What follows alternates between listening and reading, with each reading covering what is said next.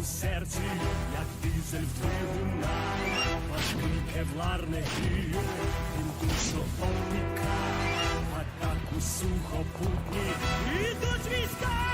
Підходайте, вони безстрашні, піхота рве, ворожу пащу, вимаєм йти, міцніше сталі, віддати честь нашій державі. Війська ідуть, летять снаряди, небесний гір, несуть армади, після землі, міцніше сталі, за нами мир, і честь держави.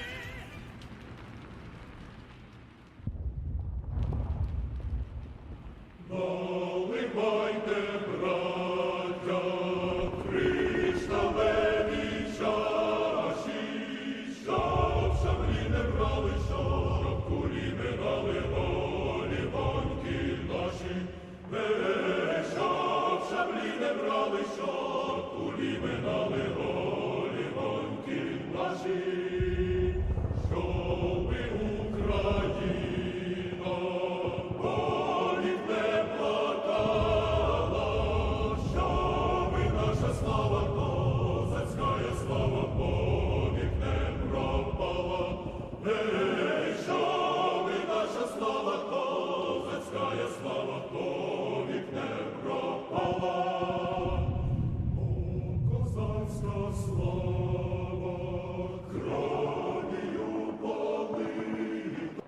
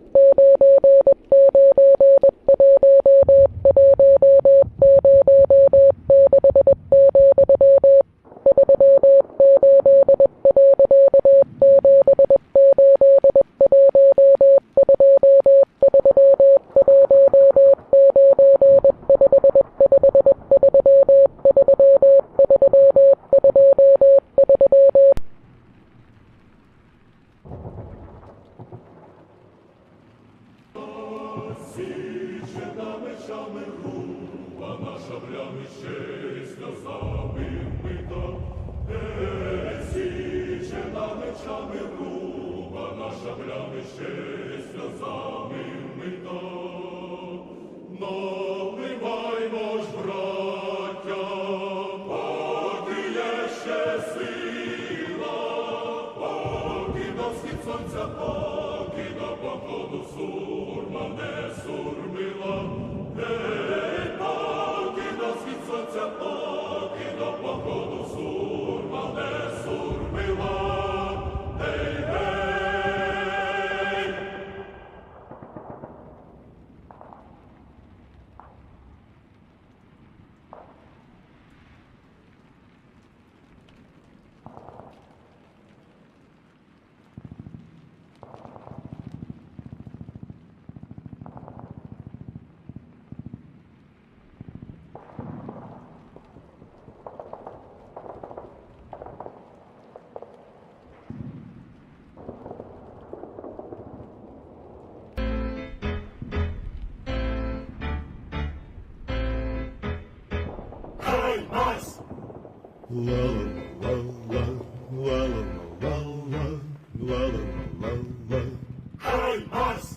Із Америки приїхав наш надійний побратим, познайомтеся із ним.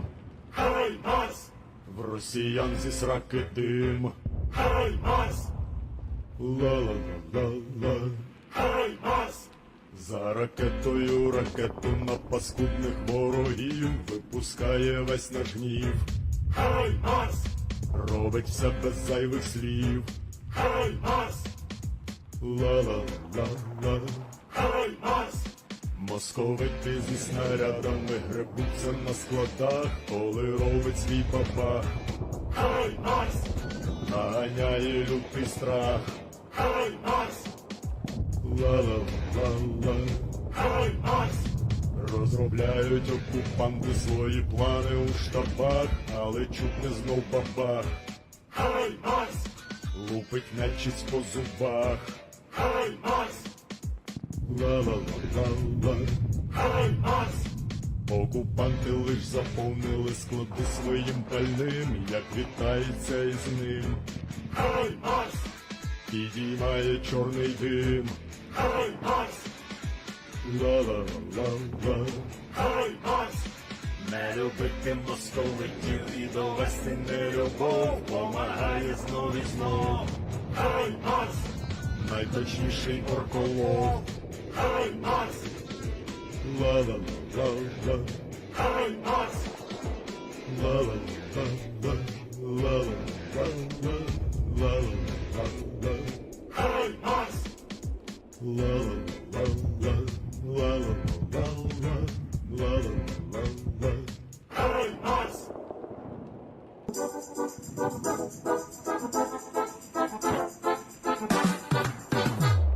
Прийшли окупанти до нас в Україну, форма новенька, воєнні машини, та трохи поплавився їх інвентар.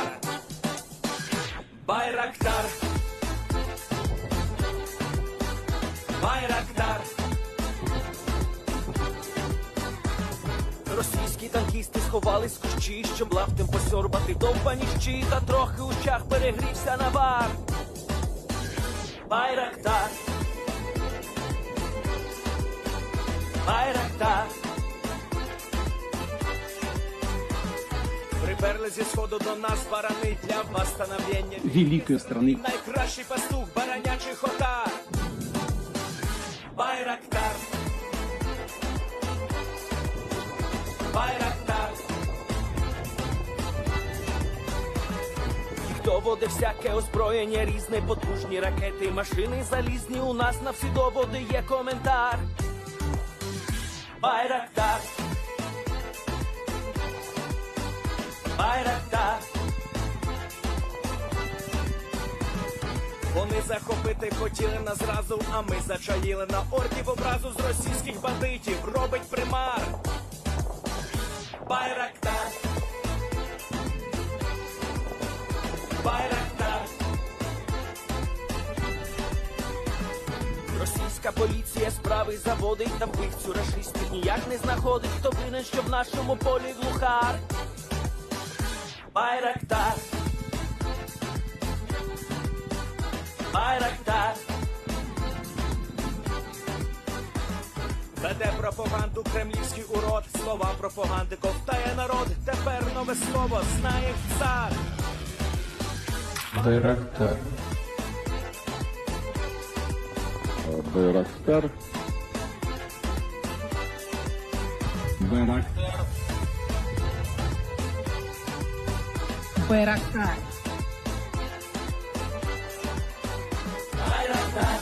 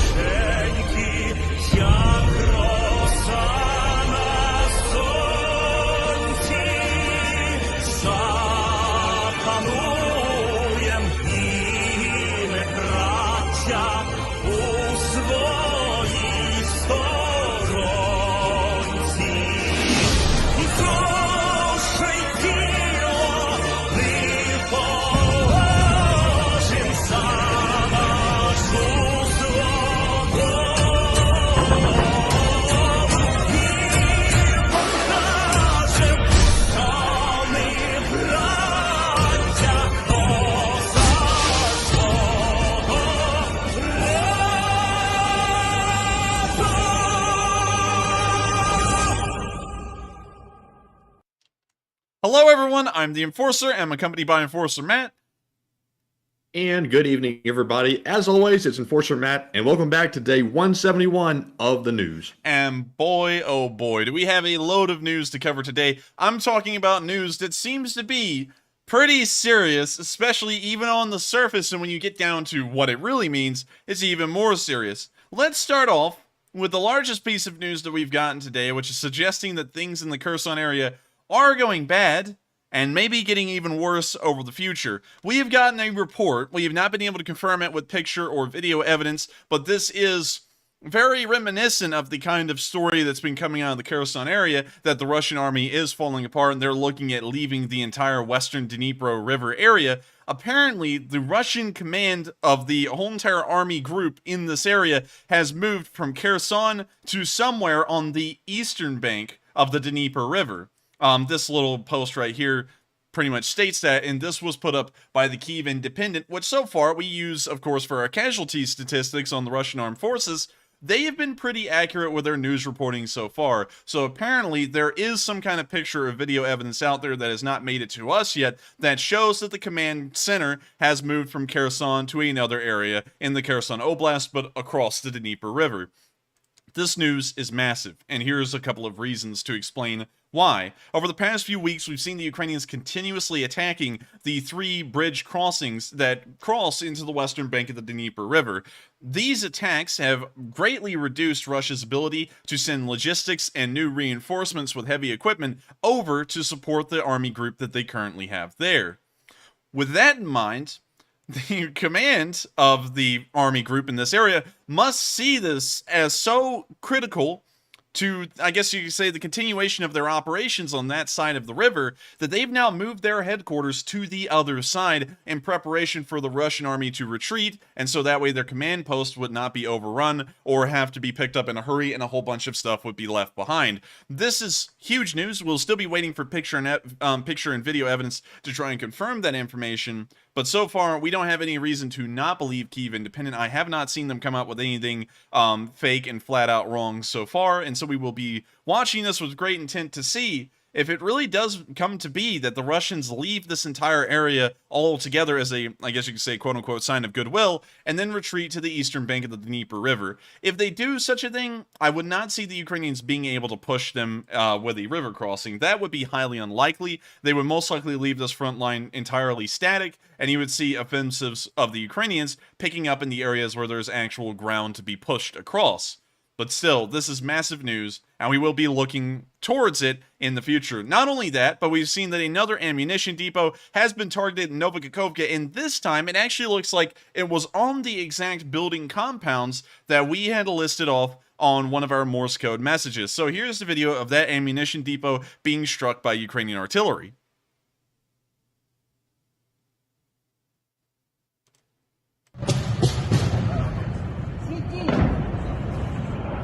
You see the explosions occurring just right down the road.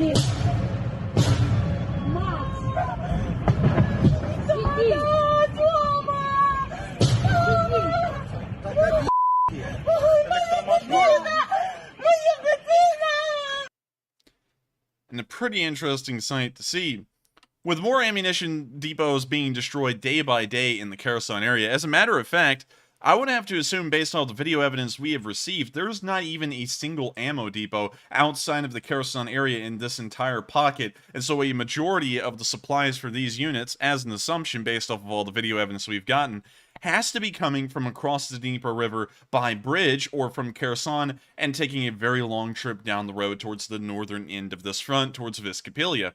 If that is the case, and seeing all of these ammo depots continuously being destroyed in both Kherson and Noa Khakovka, as well as other ammunition depots, sometimes and infrequently further behind the lines, for example in Bralivka or in Skadomsk, one would have to assume that the forces in this area, which we have been able to confirm with picture and video evidence, are poorly equipped and they're having an incredibly rough time. Also, once again, considering that the bridge crossings have been knocked out, even with these small amount of supplies they are most likely receiving, it is being greatly reduced because the bridge crossings are nearly impossible at this point, except for one, which is the pontoon bridge that the Russians have set up right beside the currently existent Antonovsky Bridge. If that is the case, I would have to say again, it is nearly certain that the Russian army in this part of the country is facing some very perilous problems that will most likely lead them to be destroyed or have to retreat off of this ground. Some very good plays by the Ukrainians if that does come to be in the future. This may be some of the most cunning plays that the Ukrainians have done over the course of this war to end up winning back massive amounts of ground without really having to contribute a lot in terms of infantry attacks or artillery barrages that are actually trying to manipulate the front lines.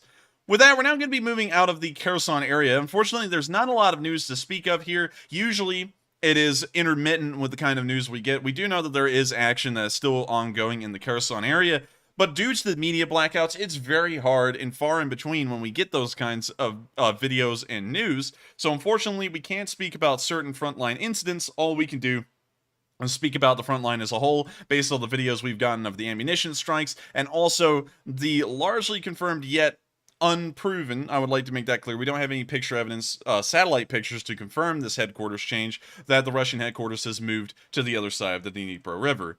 Moving on north and into the world of news, we've actually gotten confirmation on something that a lot of our viewers have wanted me to cover. Of course, we all know that there is the hardcore rule on this channel that if it cannot be confirmed through picture or video evidence, we cannot confirm it to be actual news. We only make very few exceptions, like the one we just did a second ago, if it's something that would be pretty tough to get on picture or video evidence. There isn't exactly going to be a video of the Russians packing up one command post, driving to another, and setting that one up, and so that's why we included the Kyiv Independence report on that, because that's something pretty difficult to get on video.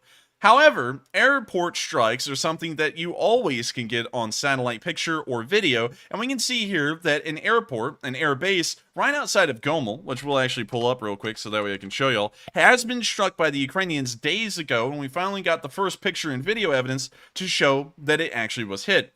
Now, to take a quick little stroll down memory lane, here is the exact airbase that we're speaking about. As far as I can tell here, it appears to be pretty bare bones in terms of its infrastructure, and may have been in a state of decay before the Russians pretty much began to pick it up again and start using it, because there are absolutely no aircraft being stationed here at the time of the satellite picture being taken.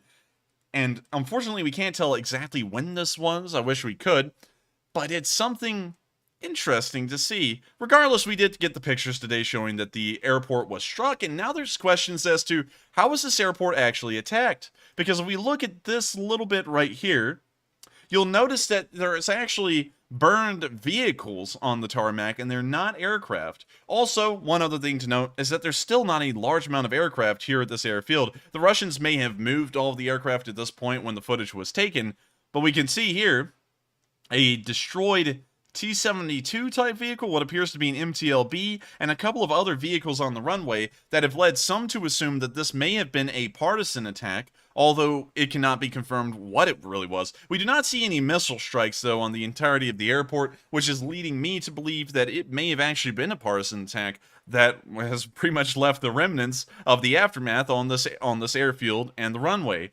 Once again, we don't have a lot of information to confirm this, but one thing that we can say with certainty is that there was an attack on this airfield, and apparently it led to the Russian Air Force, if they were here, to then abandon the airfield. Pretty interesting news, and of course, something that a lot of our viewers have wanted to have confirmed for some while, and now I can say with certainty that something did happen at that airfield.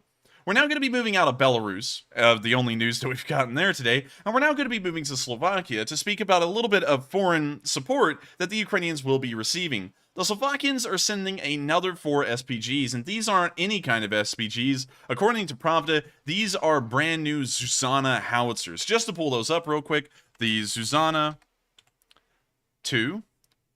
Let's go here real quick, and we can see that these are very new. In fact, these were produced by the Slovakians domestically. This isn't anything that was left over from Soviet times for the large part, and we can see a picture of one in operation here. Now, I don't know about y'all, but for some reason, the wheeled SPGs that have this turret in the center of them, just as a layman perspective, just to get away from the technical side of things, it does look pretty cool. I don't know about you, Matthew, but what do you think about this little SPG? Looks pretty cool to me. And it does look pretty cool to me, too. So with that, we can hear that the Slovakians are sending another 4 of these to Ukraine. These will actually be the first of their kind to be delivered to the Ukrainians and used, and hopefully they will be able to make an impact on the front lines. Based off of what we can read, he does use a 150mm shell, which is a NATO standard. And let's see if they have a range. Operational range, according to Wikipedia, is 25 miles. And so this artillery piece actually has a pretty sizable range. This is actually farther than an M777 can fire. And so with that in mind, let's actually take a look at what 25 miles would look like. So let's say that the Ukrainians were, let's say, at Mykolaiv. Could they hit Kherson with this SPG? And the answer is yes, it would be almost at the maximum end of the SPG's range, but theoretically they could hit Kherson all the way from Mykolaiv with this single SPG alone. And so wonderful support from the Slovakians. Of course, these kinds of long-range, heavier-hitting artillery pieces help to make a difference sometimes on the front lines, and hopefully we'll see that difference come to be when videos are posted of these SPGs being used. With that, we're now going to be moving right back out of Slovakia and into Russia, and we've had a massive amount of news come out of Russia today, and I have to say that some of it is actually a little sad in a way. To start off with the sad news first, and then to get on to the other stuff that's occurred around the country, we can see that a naval cadet at St. Petersburg has apparently committed suicide, and we're not really sure the reason why. We're not sure if he disagrees with what the Russian military is doing. We're not sure if he disagrees with the war. We're not sure if it's any other reason, but we could see here that a naval cadet did jump off a bridge in St. Petersburg, ending his life.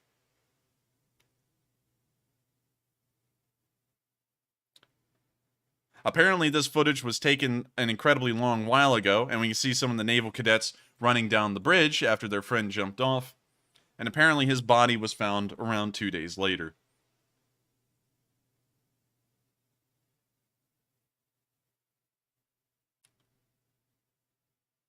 I say this in total seriousness. He may have been told, they may have been graduates. We don't know a lot about the story here, but they may have been graduates, and he may have been told that they were about to be sent to the Black Sea Fleet, and he was hoping that during his service in the military, he may not have to actually serve in the war and serve in the death trap that the Black Sea Fleet has become. And upon hearing that news, he may have decided to jump off the bridge and rather face the icy waters of the river in St. Petersburg, then go and serve in the Black Sea Fleet. That's entirely an assumption on my end. We'll probably never get the true story to this because the Russian government will probably cover it up. They'll probably never even admit that the guy killed himself, but it's still a sad thing to see, and I just wonder what led the guy to do that, and if it was pertaining to this war whatsoever. Moving on out of the news from St. Petersburg, we can see that the Estonians are taking a little bit of a hardline stance against Russians and them traveling abroad, which is something that hasn't been spoken about a lot, but is something that has bugged a lot of European countries for some while during this war. In case if y'all did not know, Russians are still allowed to travel foreignly into European countries as long as they have an, I guess you could say, a valid visa. That is changing as we speak right now, as a lot of the Baltic countries are speaking about revoking Russians' rights to travel amongst the European Union states because of the war. We can actually see that the Estonians have taken the action into their own hands and have pretty much made a curtain call, telling all the Russians that their visas will pretty much expire and not be recognized by Estonia any longer. And now a massive line is formed at the border in between Estonia and Russia for Russians to now return while they can. Часов. Ресурс, где осуществляется запись, предупреждает, что время ожидания вызова на пограничный пункт может составить 30 часов. Путешественники строят свои версии внезапного появления многочасовых очередей. Pretty interesting video to see, and it does show that a lot of European countries are taking stronger action against the people of Russia than the government of Russia these days. That's something that has kind of been slowly evolving over this war as the stance against the Russian public, because while a decent amount of Russians do not support the war, there is, on an equal footing, it is sort of a double-edged sword, there's a lot of Russians who do support this war entirely and make it their objective when traveling abroad to let people know of what the Russians are doing, and there's nothing they can do about it. And so we can start to see that in Europe, the sentiments about the Russian public is starting to change, and they're now wishing that them, along with their government, do not step outside of Russian territory. With that, we're now going to be moving out of the Estonian border and into the city of Moscow, where we can see that the Russians have found a new enemy. We've seen them claim that in this war, there are a lot of threats. They had, to start off, the biolabs, then they went to Ukrainian super soldiers, then they went to witchcraft, and now there's a new group on the chopping block. Apparently, the entire war, the most evil people in the world, and what the Russians are really fighting to save themselves from, and the only people in the world, apparently, who are trying to actively destroy the Russian Federation, are the gays. And I put that in the caption here because the Russians are almost playing a Cards Against Humanity game here with who they're saying is the actual cause of this war and who their worst enemy is. So they're just sitting here shuffling cards until they find another group to attack. And so here's the video of the Russian state TV making this claim, and specifically this guy here. So here's the video. And I think y'all should be able to see the captions, but I'm going to mute this real quick so that way I can make sure to read them off just in case y'all cannot see them. So here's the video. Since you brought up the topic of LGBT, I have something to say about that. I assert that this global movement... Nah, he talks really slow. Although not registered as a single party, the LGBT movement is more dangerous for the future of humanity than global terrorism. At the moment, it is already more dangerous, and not only the movement itself, but also the politicians and political parties who support it, and that's the way we should treat them. Also, the doctors involved in all that, teachers who encourage it, all kinds of psychologists and so on, how are they more dangerous? They're more dangerous because it leads to the degeneration of humanity, or perhaps to its extinction. This is a new religion, a cult. You know, I don't know what in the world the Russians' aim is anymore and who they're trying to blame, because they've literally run the full gamut on everyone. The next thing you know, they're going to be blaming pet dogs as the cause of this war and the downgrade of society and why the Russians are fighting. Anyways, I just thought that was an absolutely crazy statement made by the Russian state TV today, and I just wanted to show you all that to give you all another glimpse of what Russian state-sanctioned TV is saying these days. With that, we're now going to be moving on from the news in Moscow, which is always, I have to say, they usually say that Moscow is the intelligitsa of the entirety of the Russian Federation. I have not seen an intelligent thing come out of Moscow yet. It doesn't matter what form it takes. They now even have Steven Seagal in there, and if you have Steven Seagal in Moscow, that is lowering the intellectual capital of the entire nation by several leaps and bounds.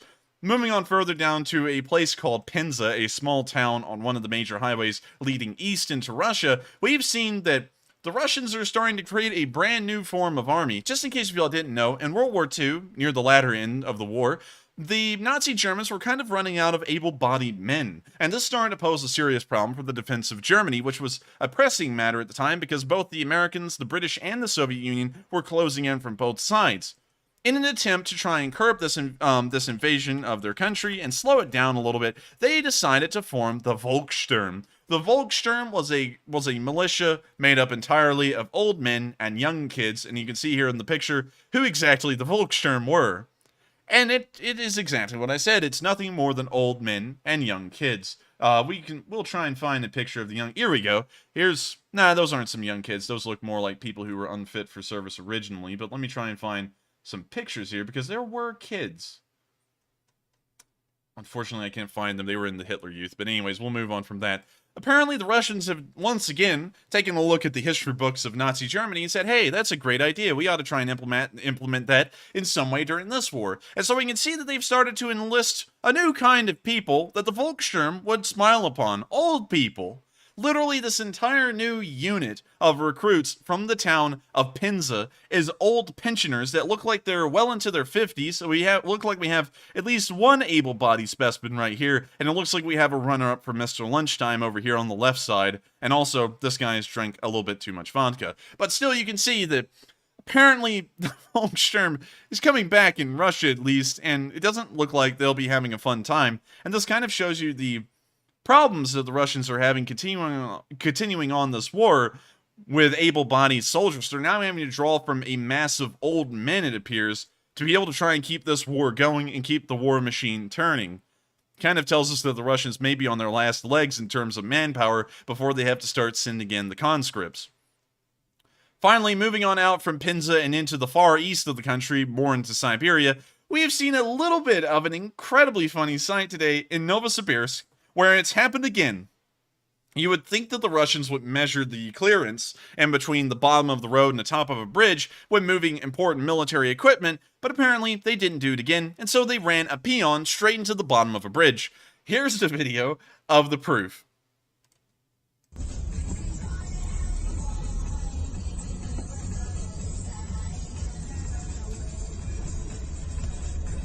You just can't make this stuff up. I just don't know how they do this so much. You would think that there would be a sign on this bridge saying the clearance is so-and-so, how many ever feet, and that these guys would be like, I don't think it's going to make it. But apparently Russian conscripts just do not care. If they're told to drive down the road, they don't care if the cab of the trunk is going to run into the bottom of that bridge and kill everyone in it. They're going to drive under it and see if they can get past. And also another interesting thing about this specific truck is that we can see that it has the markings that a truck would have if used in the Victory Day Parade, which is something interesting to note right there. And so we can see, once again, the cream of the crop of Russia's armed forces doing the stupidest things on Earth, and of course making it look pretty damn stupid. Moving on to our final bit of news in Russia, we can see that down in the Altai Republic, which is one of the smaller republics that make up part of the Russian Federation, a Republican name, really more of a district by nature, we could see that someone hacked into the state TV today and started to broadcast some Ukrainian news and information, I guess you could say. And so let me show y'all what exactly popped up on Russian TV in the Altai Republic.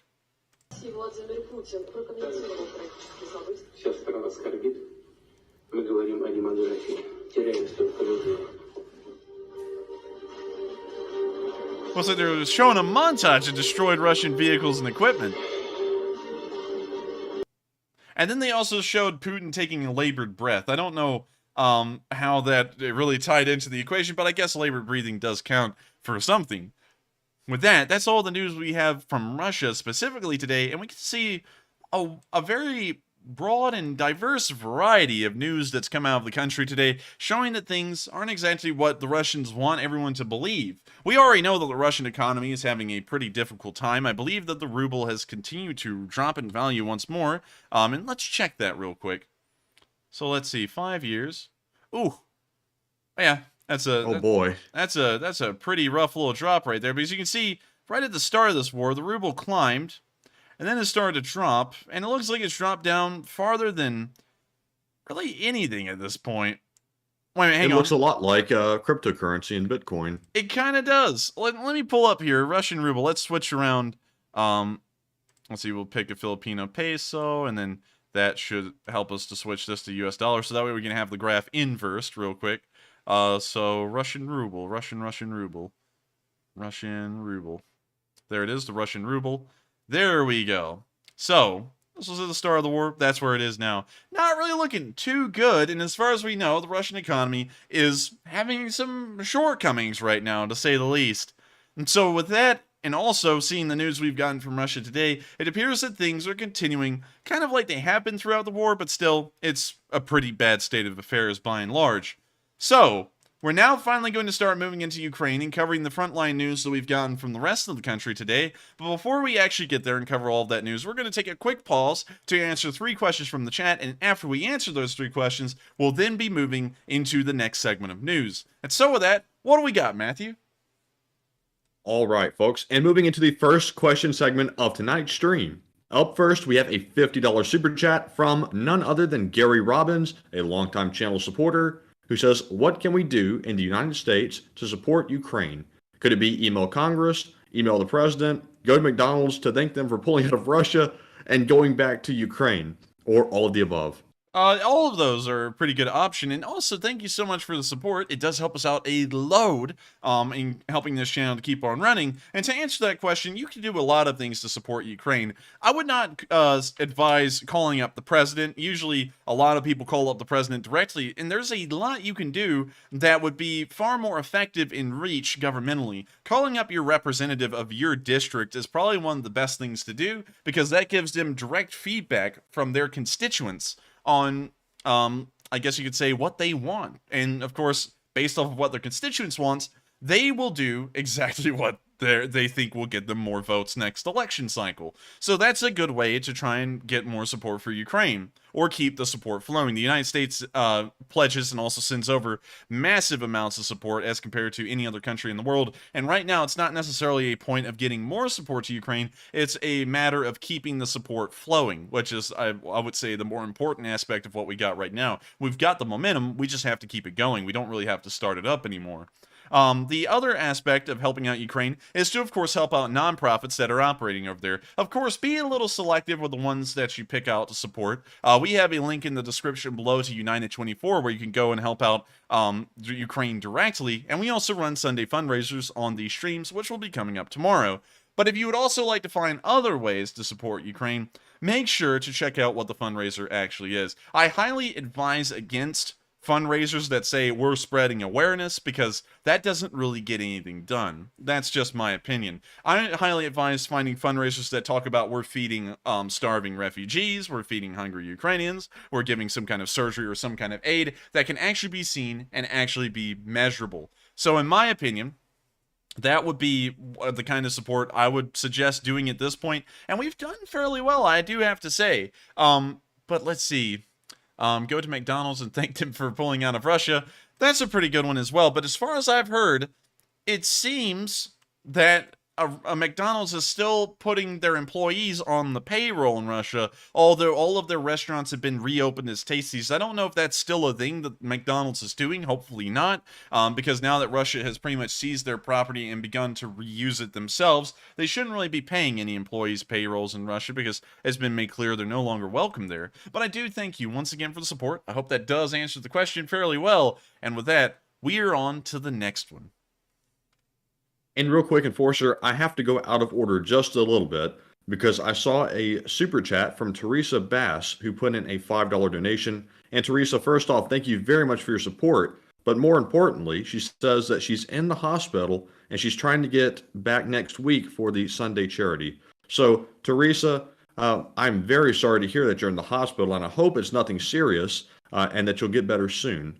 And that is very sad to hear, but thank you for stopping by, and I really do hope that you get out of there soon. And I would have to say as well, Teresa, that is unfortunate to hear.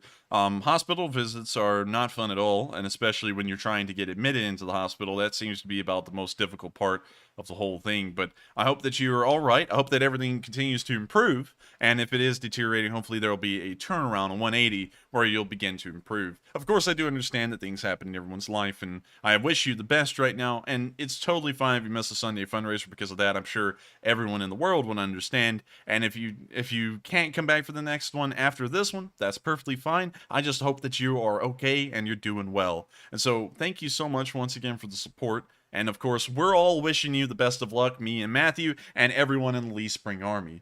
And so with that, we're going to move on to the next one. And once again, I hope that you are all right and that your situation does continue to improve. And so with that, we are on to the next one. All right. And up next, we have a $20 super chat from Kaltenberg, who says, "An army lives on bacon. Slava Ukraine." All right, thank you for the support, Kaltenberg. And yes, the army does live on bacon. Not necessarily the exact kind of bacon, but, you know, they exist on a lot of pork products like Spam. Get what I'm saying there? But I do thank you so much for the support, Kaltenberg, and thank you so much for being a longtime member of this Lee Spring Army and helping us to keep these streams on rolling. Without y'all's support, this wouldn't be possible because, of course, we run everything ad-free. So with that, thank you so much once again. And to speak a little bit about logistics, the Ukrainians still appear to be doing incredibly well logistically because of a lot of Western support. And so with that, that is the end of our question segment during this one. We're now going to move into the next segment of news. And if you have sent in a super chat or a live chat question tonight, do not fret. We get around to every single super chat that's sent in, and we also get around to as many live chats as we can. We don't get around to all of them, but we try and get around to as many of them as possible. Well, actually, last night we did get to all of them.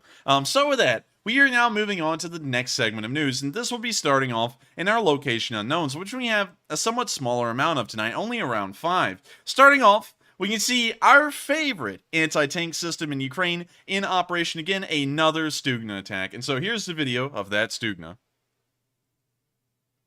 We can see them here looking down the sights of the Stugna. Once again, another skiff version with the Arabic, I guess you could say, interface on it. They have now launched a Stugna rocket, and they're now adjusting that crosshair down, as usual, onto the Russian tank.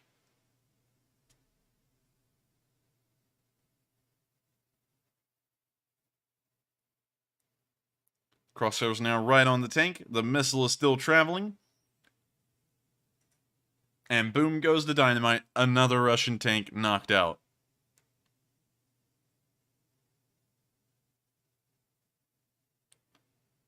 It's pretty impressive to see that the Ukrainians somehow still managed to use those Stugnas to an unbelievable degree of success. Moving on to the next bit of location unknown news, we can then see more Ukrainian MiG-29s in the skies. This is more of a montage, and I have to say that whoever did the cinematography in this did quite well. Here's the video, but unfortunately, due to copyright reasons, we have to mute the music.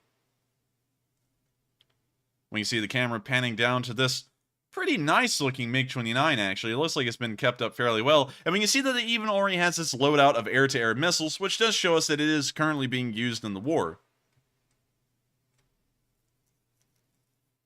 I gotta say, the camo that's on Ukrainian aircraft is pretty nice. You now see the MiG-29 flying around, popping off flares and chaff. You see him doing a pretty fast little roll. You know, it must be fun to fly fighter aircraft like that. They just seem like it would be entertaining to do. You see them flying through some clouds. Flying above the clouds. Man, every time the Ukrainians make a video of the MiG-29s flying, it's always like a perfect day out. It looks like a wonderful day to be out doing anything, and especially flying. You can see the guy conduct another roll. Oh, man, you know, this just looks fun. And sorry for the quick flashes there. I didn't actually see that in the video before. And also, it looks like it was accompanied real quick. No, but that's another MiG-29. I thought it was an SU-27 because of the camo pattern on it, which is that bluish-white camo. But no, that's another MiG-29. We see them flying over the countryside again, and I just gotta say, a very fun time for these pilots right here for sure. Man, this guy cannot get enough of rolls. I mean, this guy does nothing but rolls.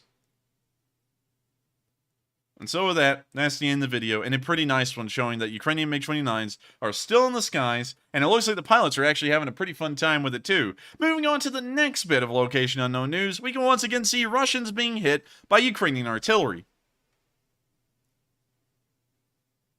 Here's the video. We see a BMD-4 or a no, that's a BMD-2. We have a BMD-2 and a dugout, and we can also see a second BMD-2, and now we can see them going up in balls of flame and fire. Some stuff popping off of them here and there. I'd have to say, it's once again not a fun day for the Russians.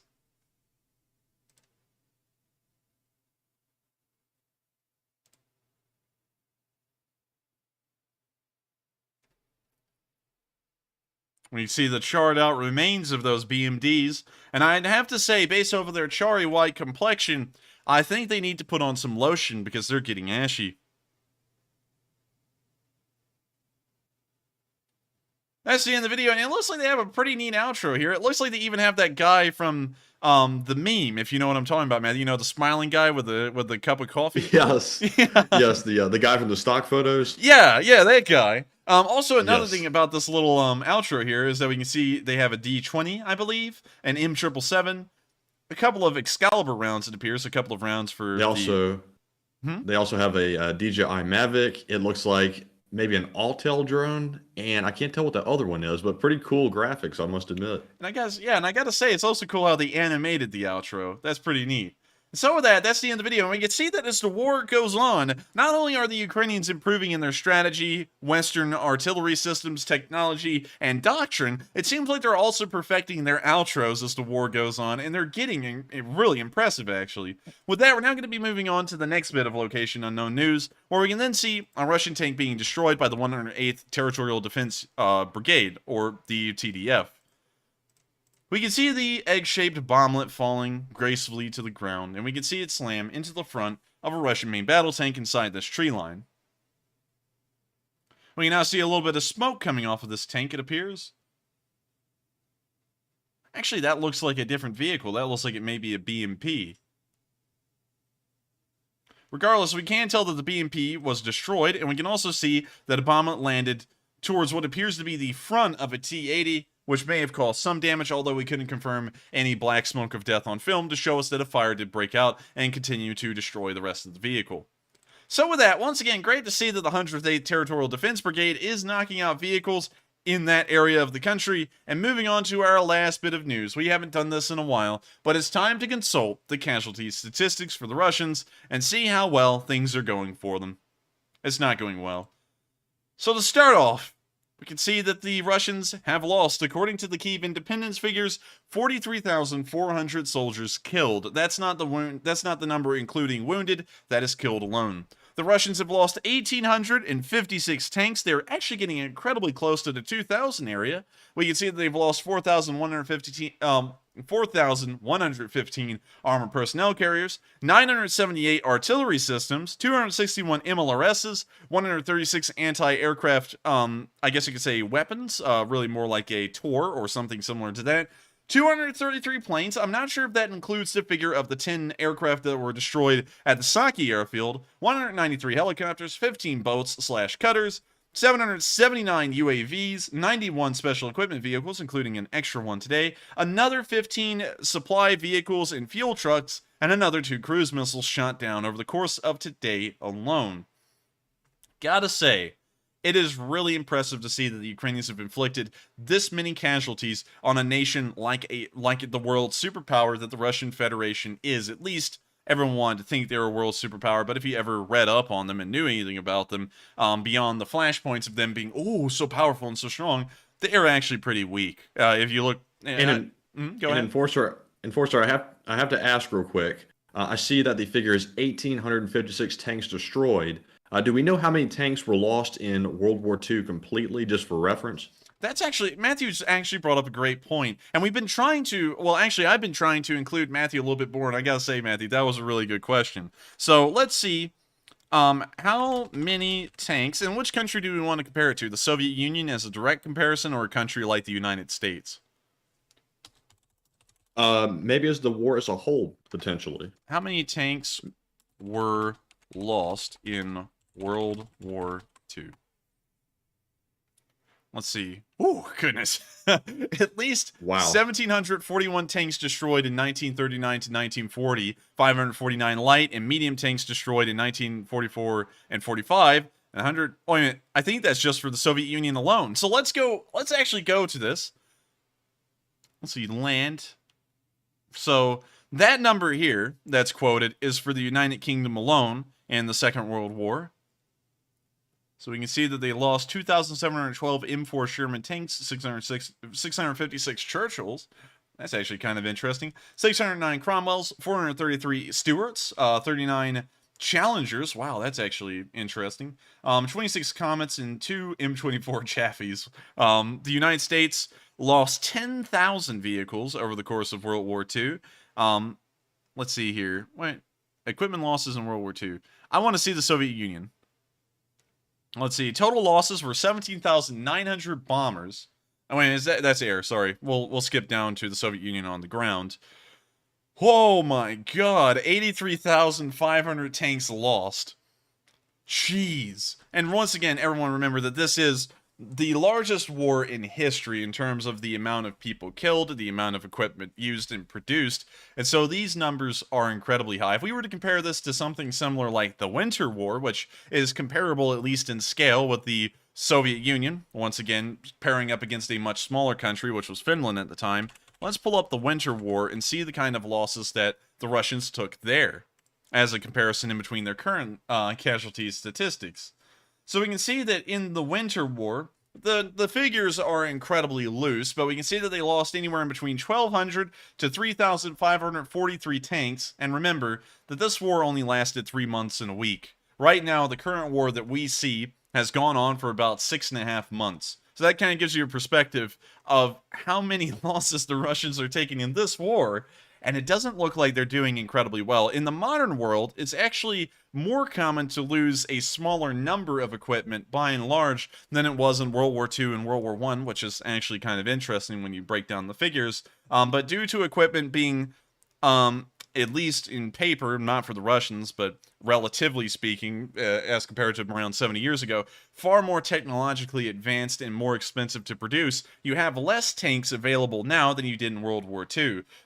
Speaking of which, the Russian tanks that were used in the Winter War at its highest figure, 6,541 tanks, is around 2,000 more than the amount of tanks we suppose that the Russian army has operable today, which is around 4,000. So that kind of gives you an idea of how war has changed over time, where you have less vehicles, but technically they're, of course, far more technologically capable than their World War II counterparts.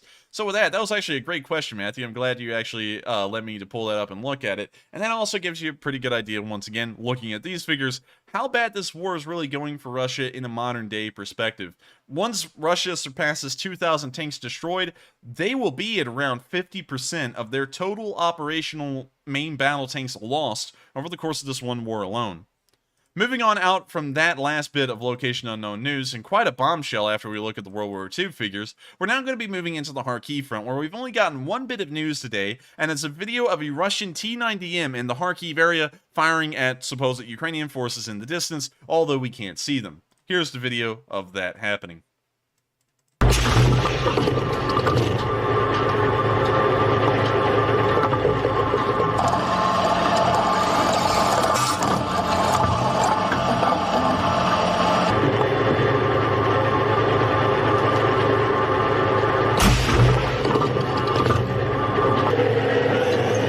See the tank moving forward.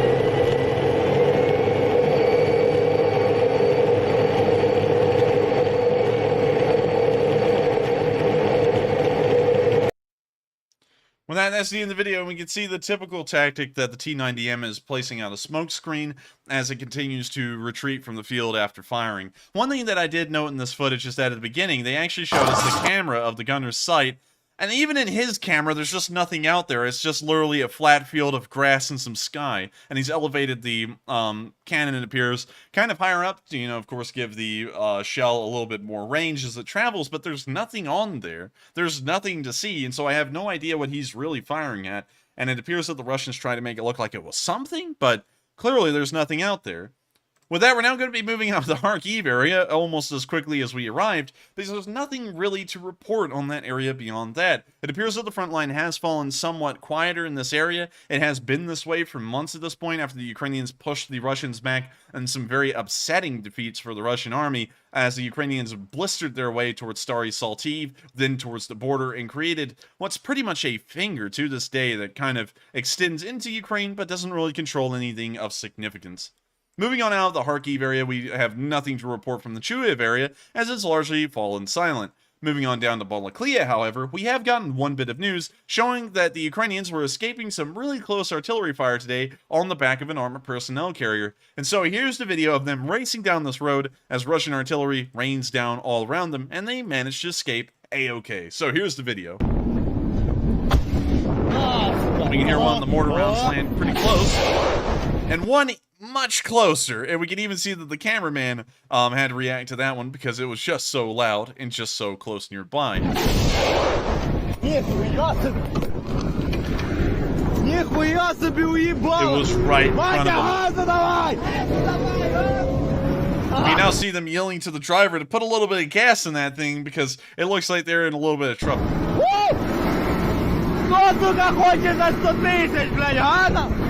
Even with them seeing that death is incredibly close, they're still having a pretty fun time with it all and kind of laughing and joking it off.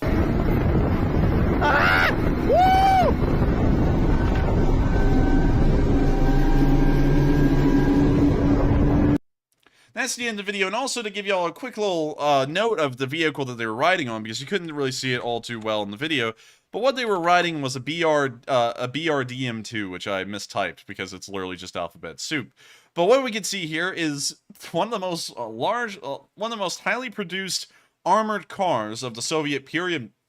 And it's used by a lot of post-Soviet countries to this day, one of them being Ukraine. The Russians also use this to a high amount as well. And what these are pretty much used for are scouting vehicles. They go ahead and look at what's in front of the infantry before they get there.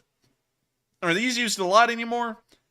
From what we can tell, kind of, but not in the way that they used to be. Now it seems like they're kind of used as, I guess you could just say a support vehicle. They're not really used as scout vehicles anymore. It seems like that role has been replaced by drone and satellite footage. But still, every once in a while we see them on the front line like we saw there in that video. A pretty interesting one too, and of course the Ukrainians keeping up their morale as usual and just laughing off a near-death experience. Moving on from that, and into the next bit of news, further down the line towards Izium, we could see Ukrainian soldiers, according to the caption, coming under fire in the area. We have heard the reports that the Ukrainians have retaken a couple of villages here today, but we have not been able to confirm that through picture or video evidence, and so unfortunately, we cannot redraw this front line to accurately depict that. But we did see in this video that apparently the Ukrainian soldiers, and what I'm assuming was their offensive towards these villages, did come under fire, but we weren't really able to assess how many losses there was. We can see in this video the Ukrainian soldiers here in the tree line outlined in black as they continue to move along. Russian artillery will soon follow.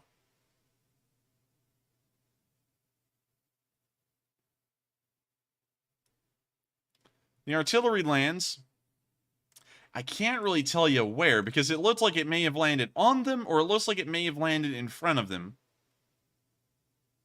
I can't really tell you for certain, and the video doesn't last long enough for us to actually tell, but if you look at it right there, it kind of looks like it landed in front of them and more towards the drone than instead of the tree line. So it may have been that that got incredibly close. Some shrapnel may have wounded one or two of those soldiers, but we're not entirely sure because the video didn't last long enough for us to confirm really any losses. And so, of course, we have the rule that assumptions really, in terms of combat losses and such things like that, really aren't supported by me at all, and so we can't even tell if a single Ukrainian soldier was wounded or the entire unit was wiped out because the video went on for such a short amount of time. Regardless, if we do go off of the reports that we did get today, apparently it wasn't enough to stop the Ukrainians from blistering the Russians in this area and pushing them out of a couple of villages. Great news to hear, and I hope that the Ukrainians do keep up that kind of momentum, because as far as we've been able to hear based off of other people and what they've been saying, the Ukrainians have been met with a decent amount of success in the Izium area for quite some while,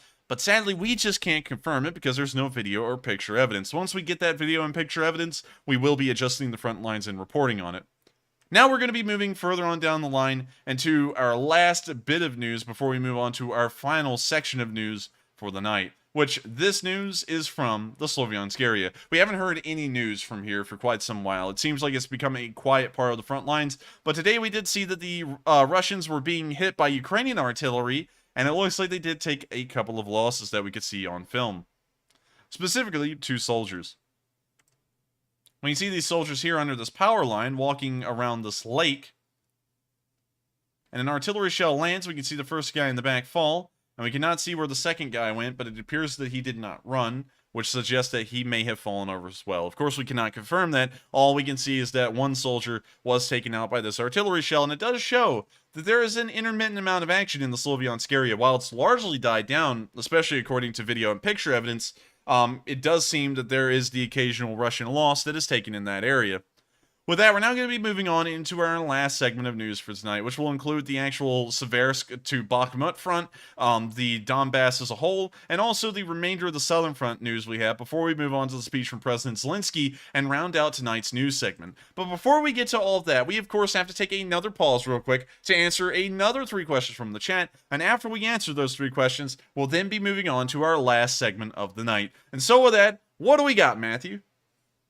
All right, folks, and we are moving into our second to last question segment of the stream. So first up, we have a poll to address, and it ended a short while ago. And the question was, do Ukrainian fighter jets have the best livery or paint scheme of any Air Force in the world?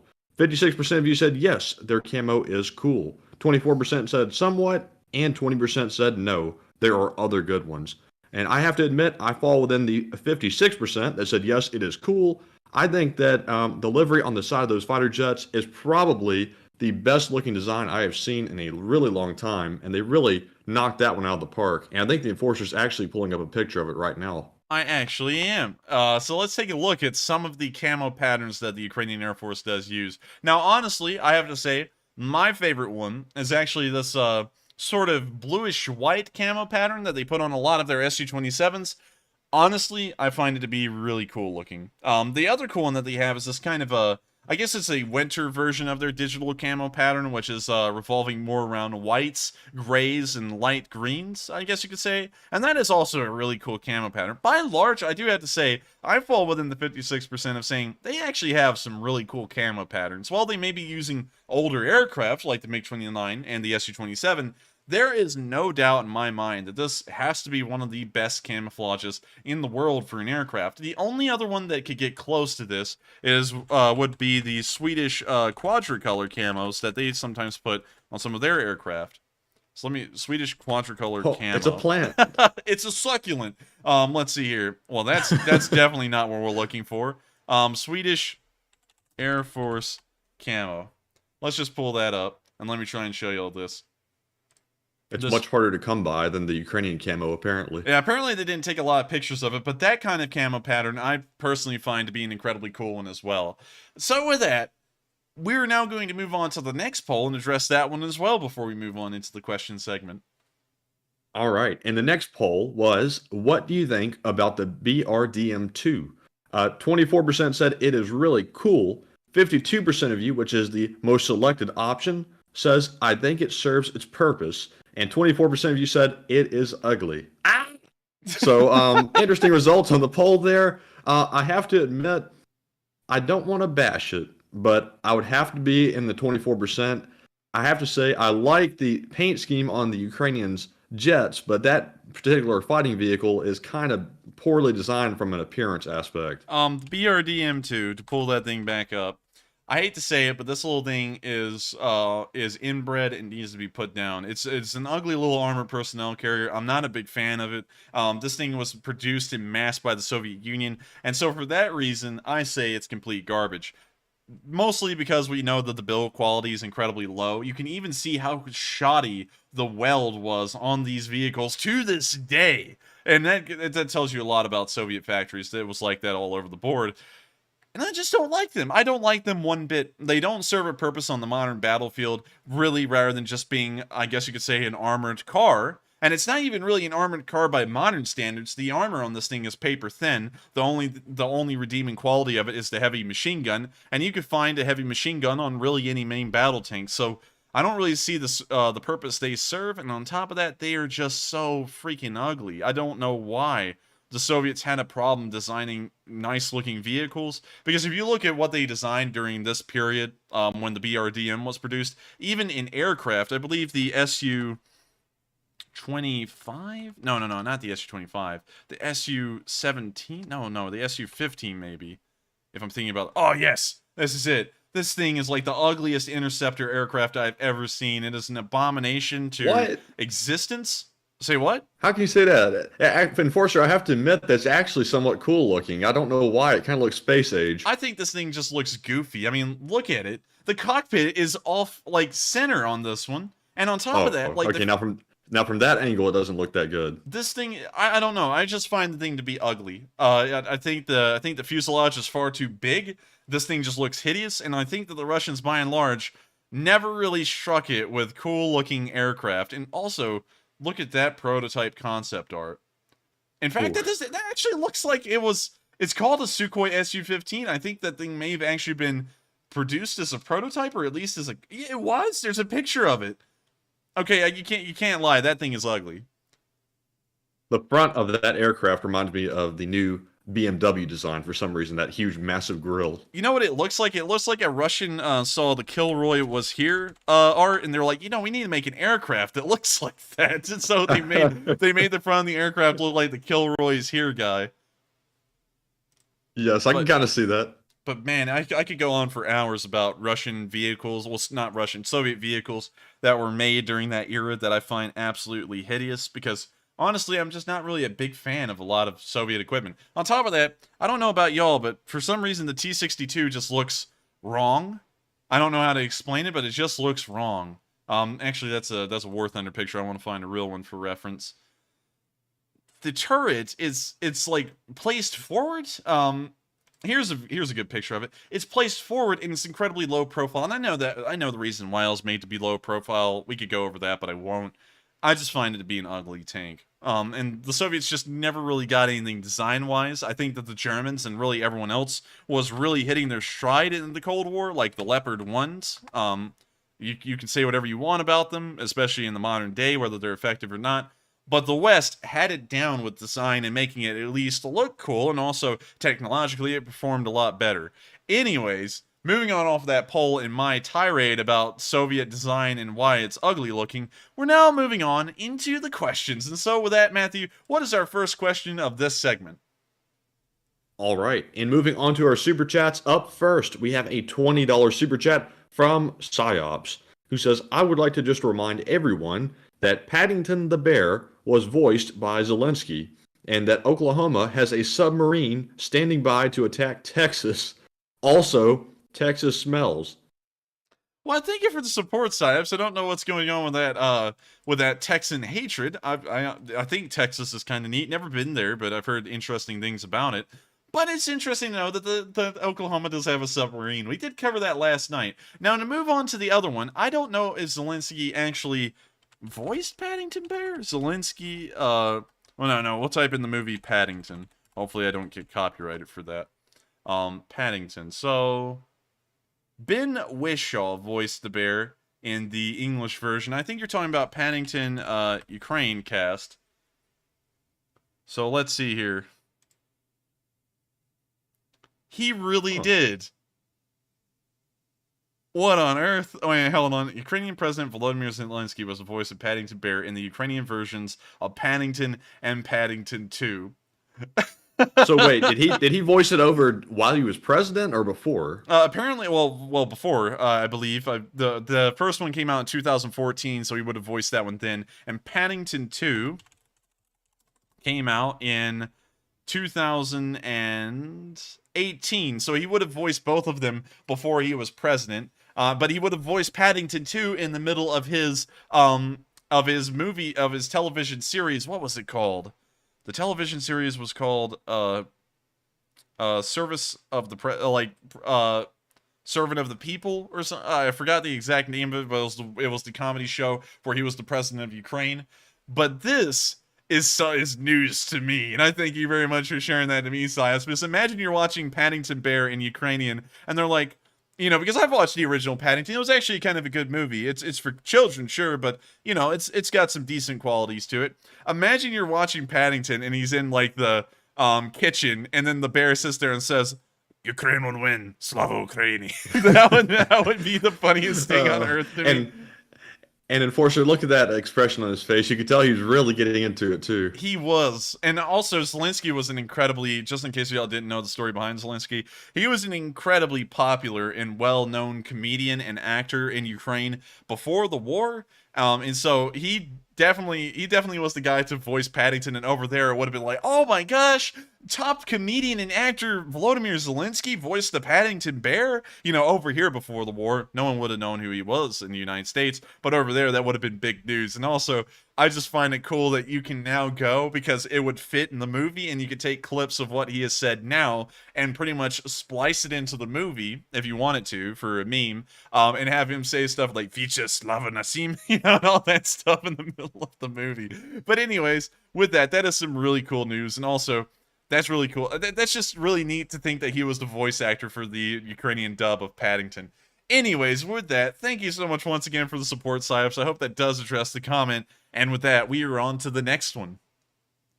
And up next, we have a $20 super chat from BL Parak, who says, another strongman update. Alexei Novikov competing this weekend. Today, he set 2 world records, 1,200-pound 1,200-pound Hummer tire deadlift and 240-pound dumbbell press for 8 reps in 75 seconds. A symbol of Ukrainian strength. And I gotta say, that is really impressive to think that people are able to achieve such feats of I guess you could say physical strength. It's honestly something to really see in real life if you ever get around to it. But that is really cool to hear that the strongman of the world pretty much right now that's setting records worldwide is from Ukraine, and it is a sign that the Ukrainians are pretty good at the athletic side of things. It's no mere coincidence that Vladimir Klitschko is from Ukraine, and that he kind of started to emerge after Ukraine became an independent country, and the Ukrainians could foster their own, I guess you could say, field of sports, unlike during Soviet times when they couldn't. And so I gotta say, thank you so much once again for the support and the update on pretty much what the Ukrainians are doing in the, I guess you could say, athletic side of things. And it's really cool to hear that that guy is out there right now setting world records as a Ukrainian in the strongman competitions. And so with that, we are on to the next one. And thank you so much once again for the support and also letting us know about what is going on in that category. And so with that, we are on to the final comment of this question segment. And after that, we'll be moving on to the last news segment of the night. And the final one of this segment goes to Code Media, who puts in a $20 donation and says, if Ukraine takes Kherson back, would HIMARS be in range of Crimea military targets? La la la la la. Let's see here. HIMARS. HIMARS. 50 miles. Ooh, it would just be short by a hair. It's incredibly close, maybe from Noa Khakovka, but then again, the Russians would still control. I don't know. We'll see though, just for measurement stats. From Noa Khakovka, they could hit Armyansk at the closest, and if they have ATACMS, they could already hit it. They could already hit everything in Ukraine with an ATACMS. Nothing's out of range at this point. And so with that, I hope that does address the question. And also, thank you so much for the support, and thank you so much for helping everyone, once again, for keeping this channel running. Without y'all, it wouldn't be possible, and I have to thank y'all every single time and recognize each and every one of y'all who helps to keep this channel running. And so with that, we've reached the end of this question segment, and if you have thrown in a super chat tonight, we will answer every single one of them before the end of tonight's stream. And if you've sent in a live chat question, we try and answer as many of those as we can. Last night, we were able to answer every single one that was sent in, and hopefully tonight we can do the same. And so with that, we are now moving into our last news segment of the night, starting off in the area of Siberia, where we can see a pretty crazy thing. Now, I don't know if this is something that's been around for a while, but what in the world were the Ukrainians smoking when they came up with this? Because whatever they were smoking, I need some of it. Apparently, they took an MTLB and took a 100mm anti-tank gun, mashed them together, and came up with a 100mm anti-tank gun, MTLB. Here's the video of that thing firing. You see him pulling the, pretty much firing pin to fire this gun. And that is nuts. I have not seen anything like this before. And I don't think we'll ever see anything like that again. It says, bolted in MG12, SU-100P. It kind of does look like an SU-100P. One second, I gotta show y'all that. AU-100P, no, SU-100P. This actually looks a lot like that MTLB right here. The similarity is striking. And so history repeats itself. We are now seeing the Ukrainians reinventing the SU-100P. And so with that, that is the end of this little video, and a pretty crazy one showing the ingenuity of the Ukrainians. And whenever they have to come up with something and make do with what they have, it appears they're doing a fairly decent job at it. And so, we are now moving on to the next bit of news out of the area of Seversk and more towards the area of Mykolaiv, where we can see something that has not been mentioned or noted for a long time. The Kadyrovites may still be on the front lines, although we do not hear about them anymore these days. We're not sure if this footage is old or new, but this is the first time I've seen this specific video, and so we made sure to include it in today's news. So, while this video loads, let me introduce y'all to it. Here's a video of pro-Russian Kadyrovites evacuating their own casualties during the middle of a firefight.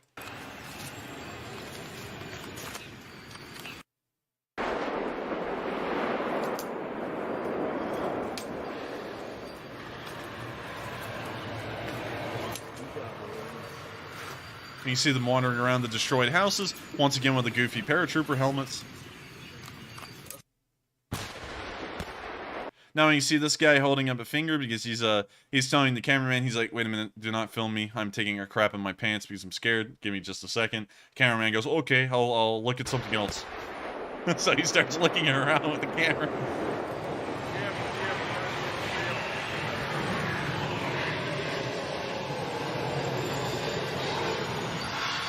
Now, what in the world is that outside of the tree line that's making all that whining and loud noise? It sounds like the Cisco trucks pulling up to school with all of the lunch food for the cafeteria out there.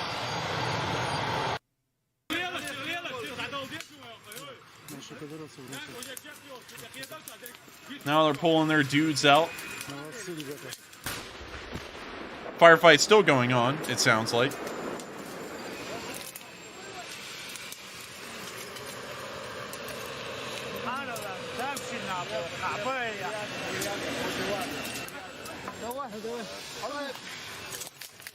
We see all of them coming around to congratulate the man for getting his family some lot of money.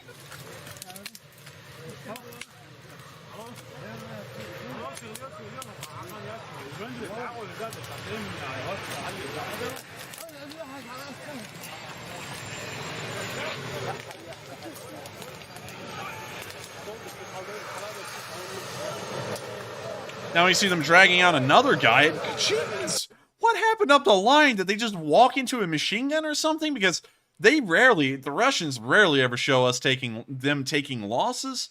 And this may be one of the reasons why we don't see a lot of the Kadyrovites anymore, is because they're taking so many losses, it's hard for the Russians to even paint a good picture of these guys anymore.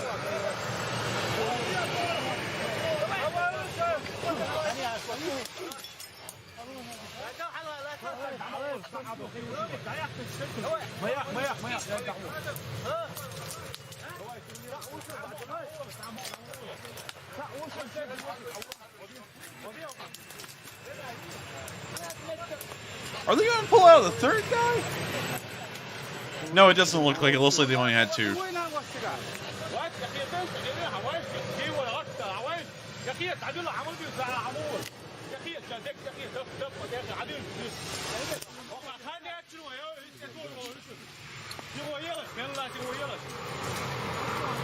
Now I see them traveling back up the dirt path, and there's no way. If there's a third one, I'm going to be in disbelief, because this is insane. We see that they left some of the equipment of one of the other guys behind.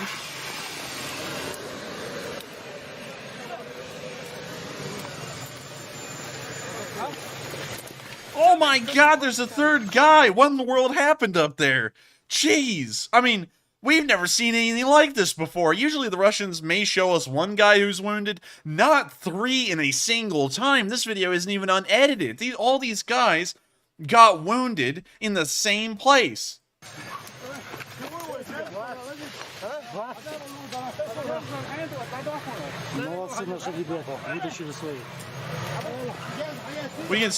When you see Dan Kadyrov right there, he's about to go done. The war is not going good, Don.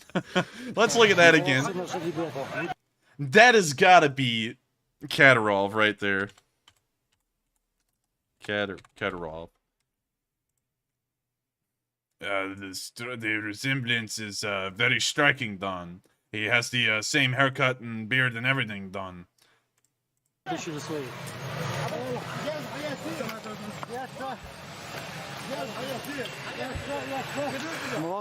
We can even see another one. That guy's got the same haircut and everything. Right here. Once again, the war is not going very good, Don. We are kind of losing very badly, Don. And you don't see me running my mouth anymore, Don, because I figured out it's not well, Don.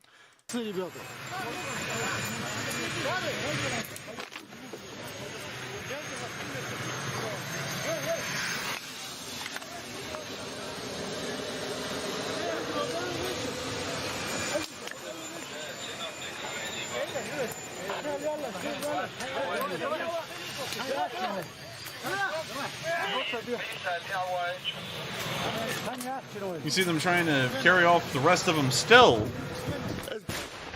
And everything just fell apart in this area. You can tell. They're confused, they're trying to pull everyone out. Is that a fourth guy? No, that's not. Okay, he's just on the ground with a machine gun.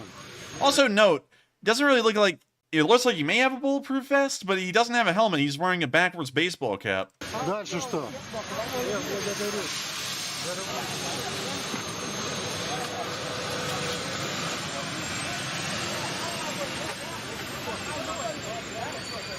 Молодцы, хорошо поработали.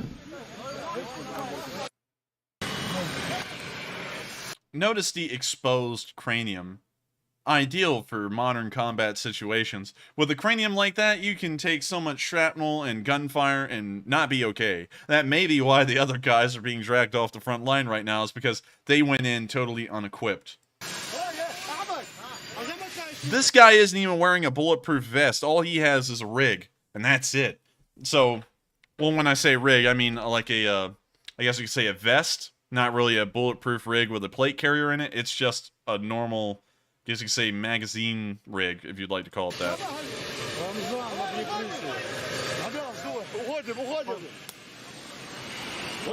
More baseball caps.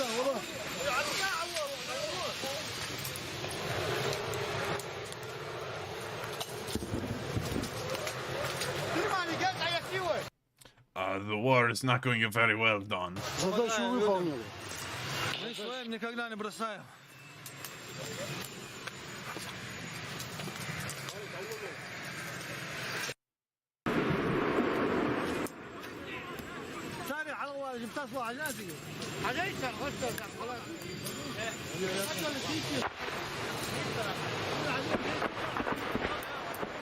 Hear a little firefight going on in the distance, and the Chechens have ground to a complete halt. They are no longer engaged in the firefight. They're trying to figure out how to evacuate or do anything when they're wounded.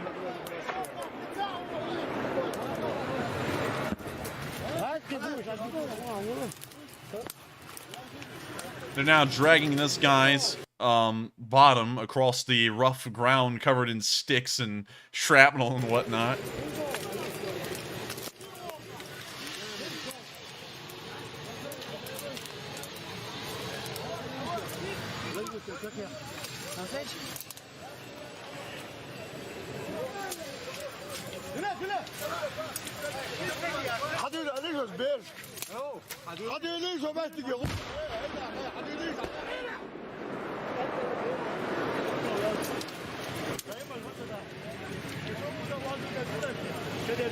It looks like they're all sitting around and trying to Don figure out what to do with the wounded guy, Don. But the smartest thing to me, Don, would be to get him out of there instead of just staring at him while he's sitting on the ground.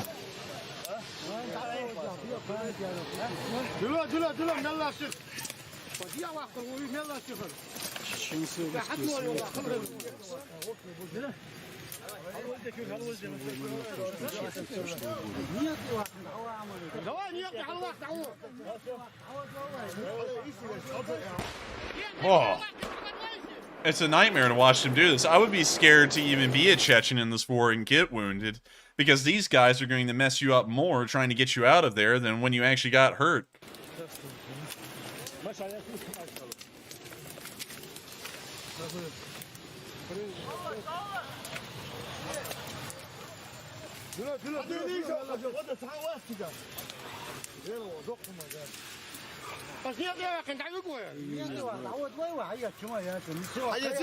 And we can see this guy wearing the hat.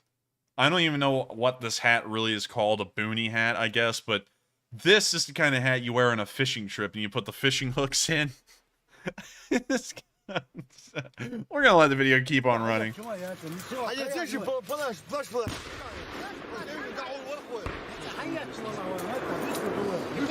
Wait a minute! Did he just put his foot on the wounded guy's leg? Look at that! Look at that! What in the world? He's gonna fix it. This guy's acting like they just shot a game animal and he's putting his foot over it as they take a picture in his trip to the Sudan. Like, what on earth?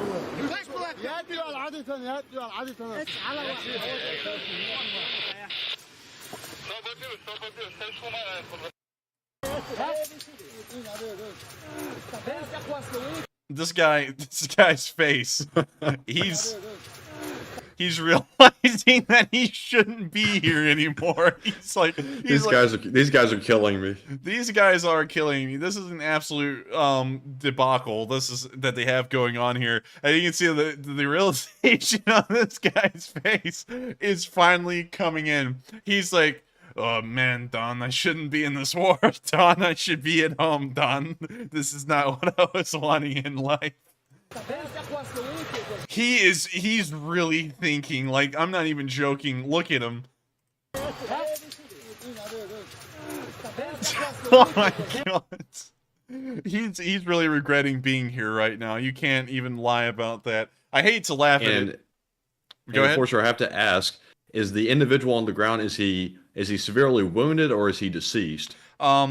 We're not entirely sure. It wasn't marked as graphic content, so we're assuming that he's only been wounded. But then again, we really haven't seen him move. But for the reasons of YouTube, he's wounded.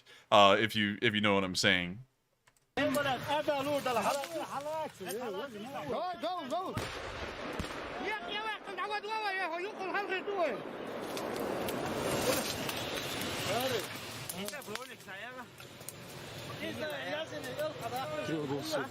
You see them still trying to get the wounded out of there, and they still haven't figured out how to move them further than about 20 yards.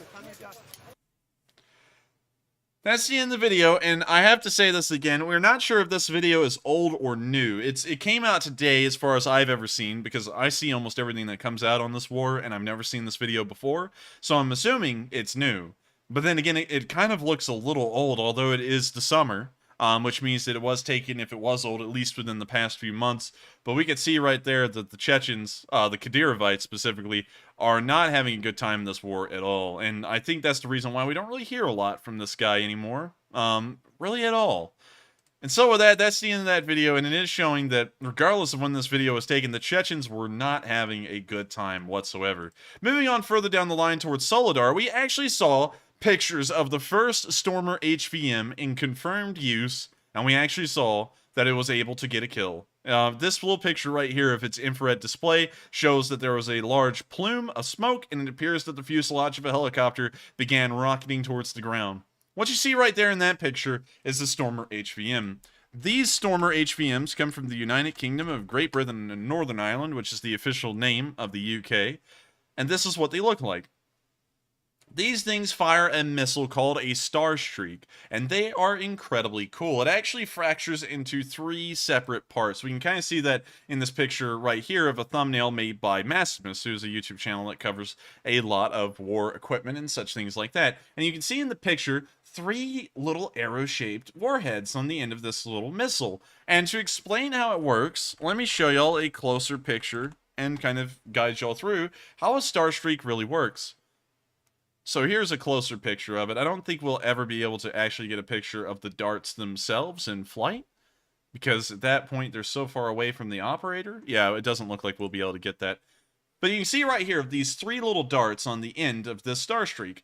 When the Star Streak fires, as you can see right here from the top of this armored vehicle, or from this launcher here, these 3 darts actually have their own propellant inside of them, and they detach from each other, but they continue to fly all in one group in a circular flight, so they're all spinning in kind of a circle around each other until they make it to the target and they just shred through it. This was actually made as an attempt as a multi-purpose weapon that could both attack ground and air vehicles, but in testing they found out that this thing performed poorly against ground vehicles. It could only destroy the most lightly armored vehicles like cars and supply trucks, and so it became a solely anti-aircraft weapon to use. The one drawback of the Star Streak missile, however, is that this thing does not have a proximity fuse. It has to be guided directly onto the target, and so it's largely assumed, in theory, that this thing would be best used against helicopters instead of aircraft, as it would be pretty difficult to guide these Star Streak darts pretty much directly onto an aircraft.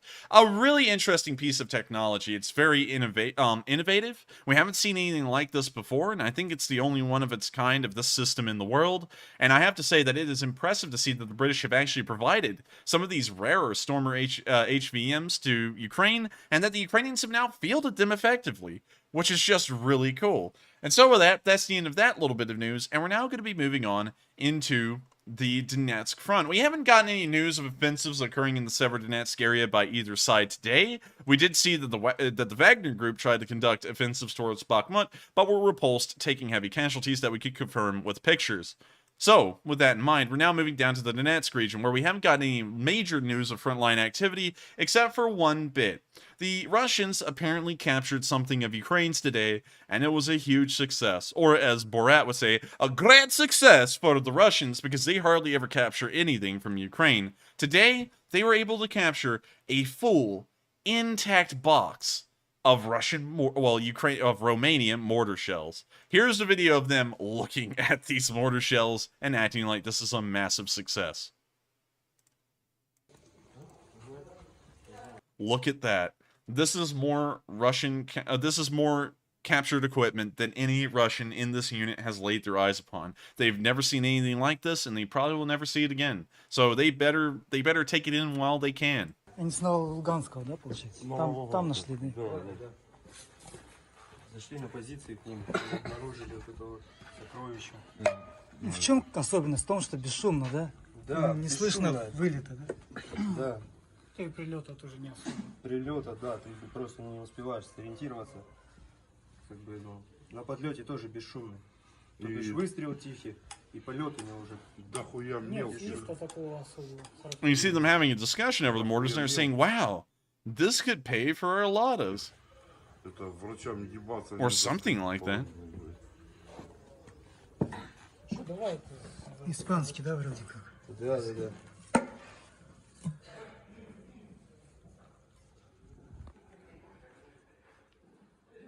А на каком расстоянии они работают? And also, what a nice crate. That's one thing I've been looking at the entire time in this film. I don't know if you've noticed that, Matthew, but this thing looks like a little artisan crate that you would get some like high-end cigars in or something. It really does, and even the bombs are clean. Yeah, I mean, like, everything's clean about this. This is almost like a collector's grade mortar round box that you would get from like a military collector's store. Это трёх вроде. Вроде трёшка.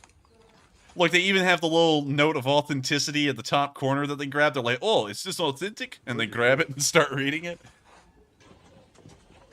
Они больше как СПГ тут, они идут, блядь, не как мины. Вот у них добавочные пороха, тут все вот эти моменты. Видишь? Ну да. Система, смотри, оно как сапог уже больше идет, а не мина.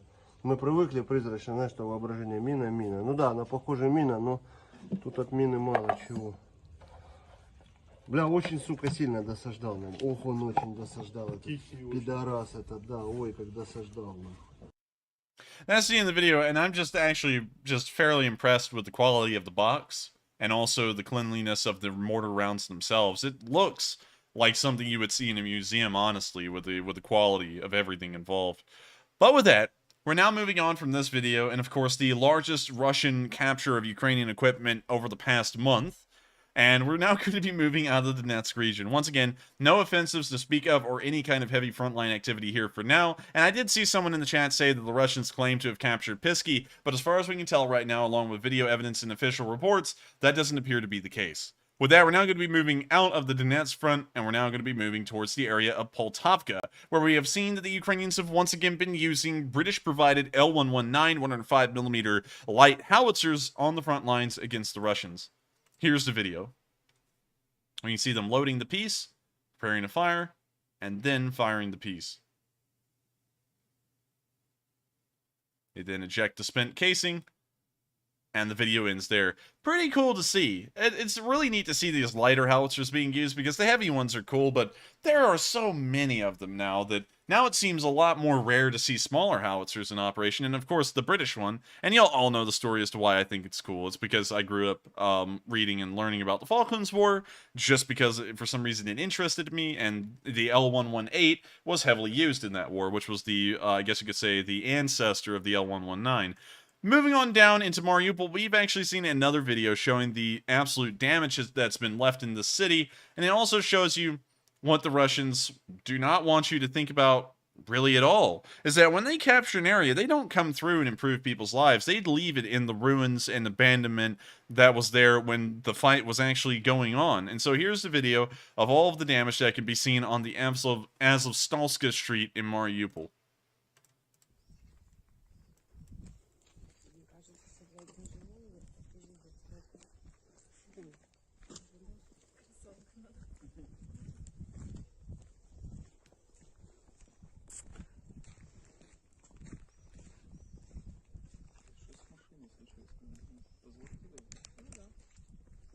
Их тут поподкидывало, видишь?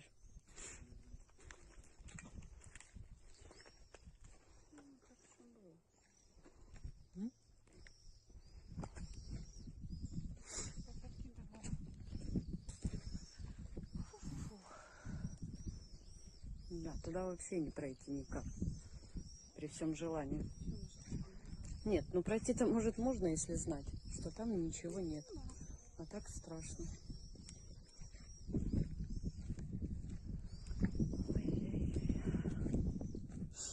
Ну, телевизор. Пылесос. Пылесос. Сейчас это.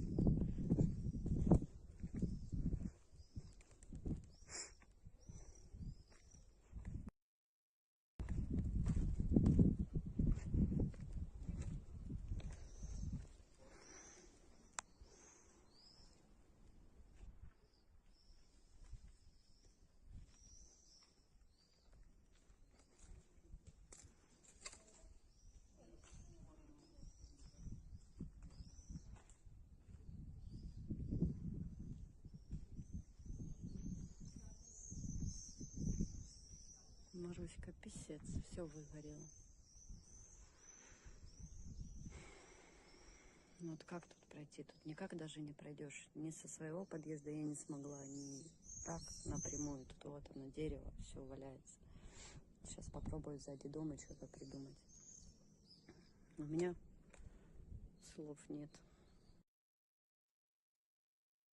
It's a pretty sad video, and it just shows you how bad the destruction is in Mariupol. People are still living here. We don't know how many, but a large amount of the citizens of Mariupol were stuck there once the war began and the siege of Mariupol was taking place, and a lot of them to this day are still there. Tens of thousands of bodies have been buried in cemeteries outside the city, and the people who are left have to live in these kinds of conditions every single day. And the Russians make absolutely no attempt to try and improve their lives, and will constantly lie about the situation, about how they're improving the city and helping out the Ukrainians there, but the reality is far different, as you can see.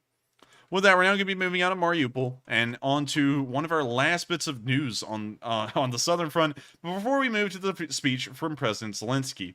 Here at the Enerhodar nuclear power plant, we have, of course, been hearing about the constant shelling and bombardments by the Russian forces onto this area.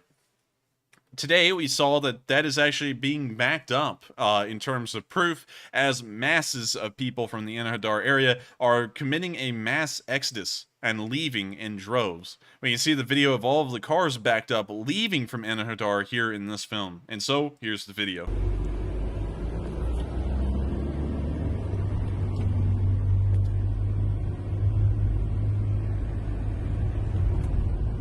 Just an endless line of cars.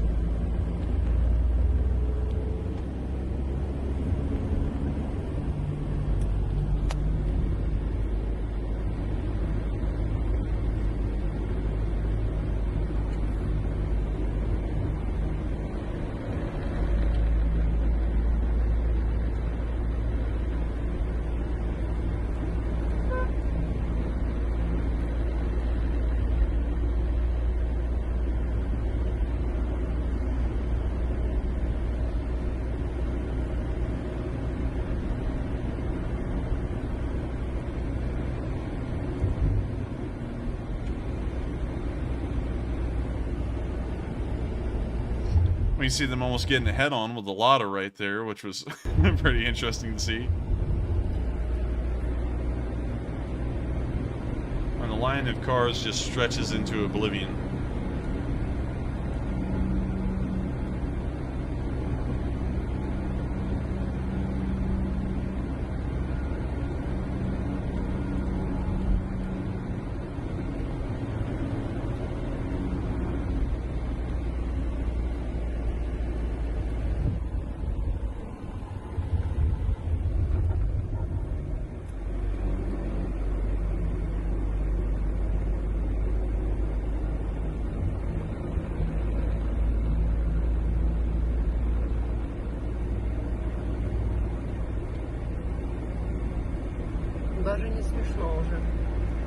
They've been sitting still for so long, they put blankets and sun reflectors in their front windshield because the traffic is at such a dead stop.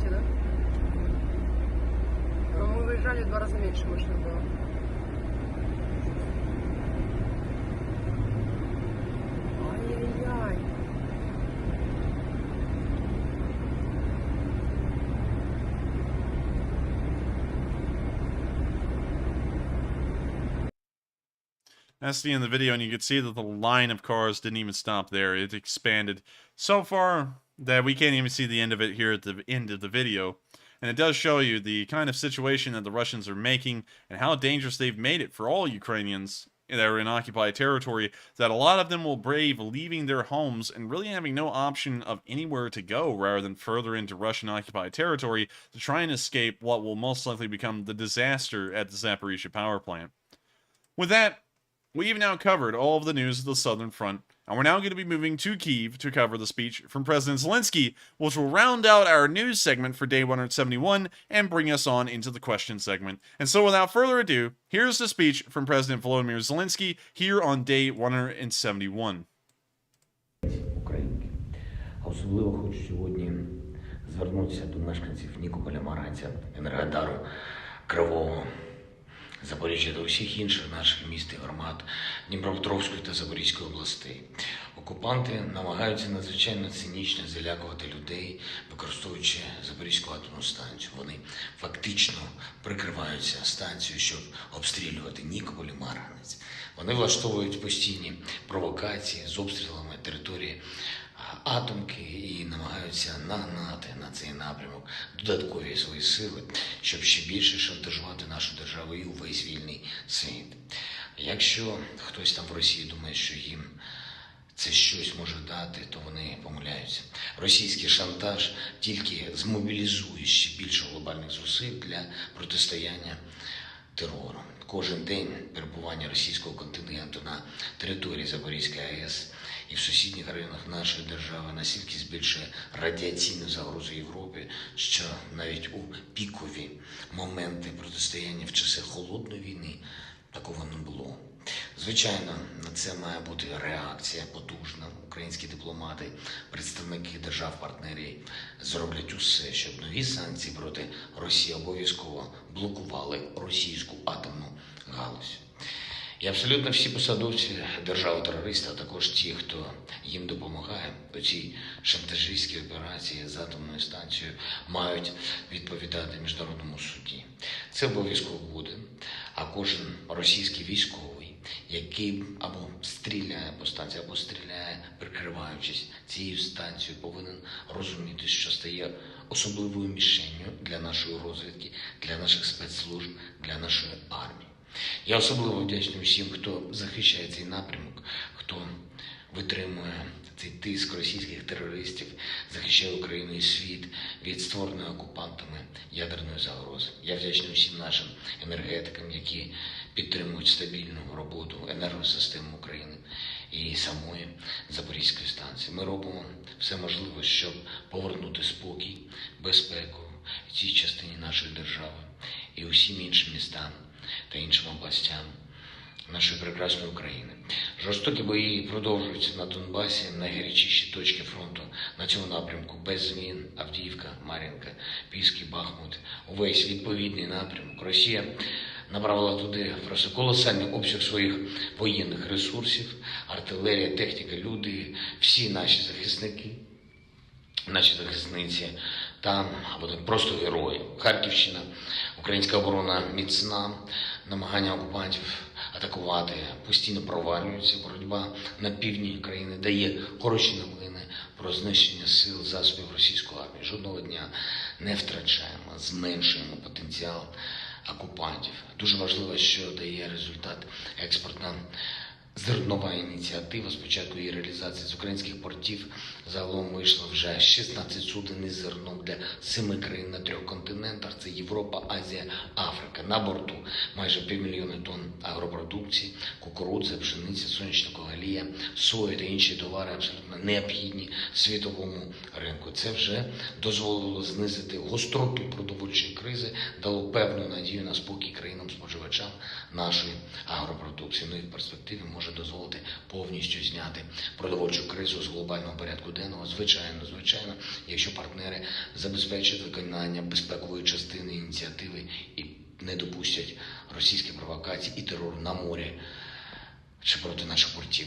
Прибув вже і перший корабель під завантаженням в рамках світової продовольчої програми ООН. Це постачання зерна, зокрема для Ефіопії, де особливо жорстка ситуація з голодом.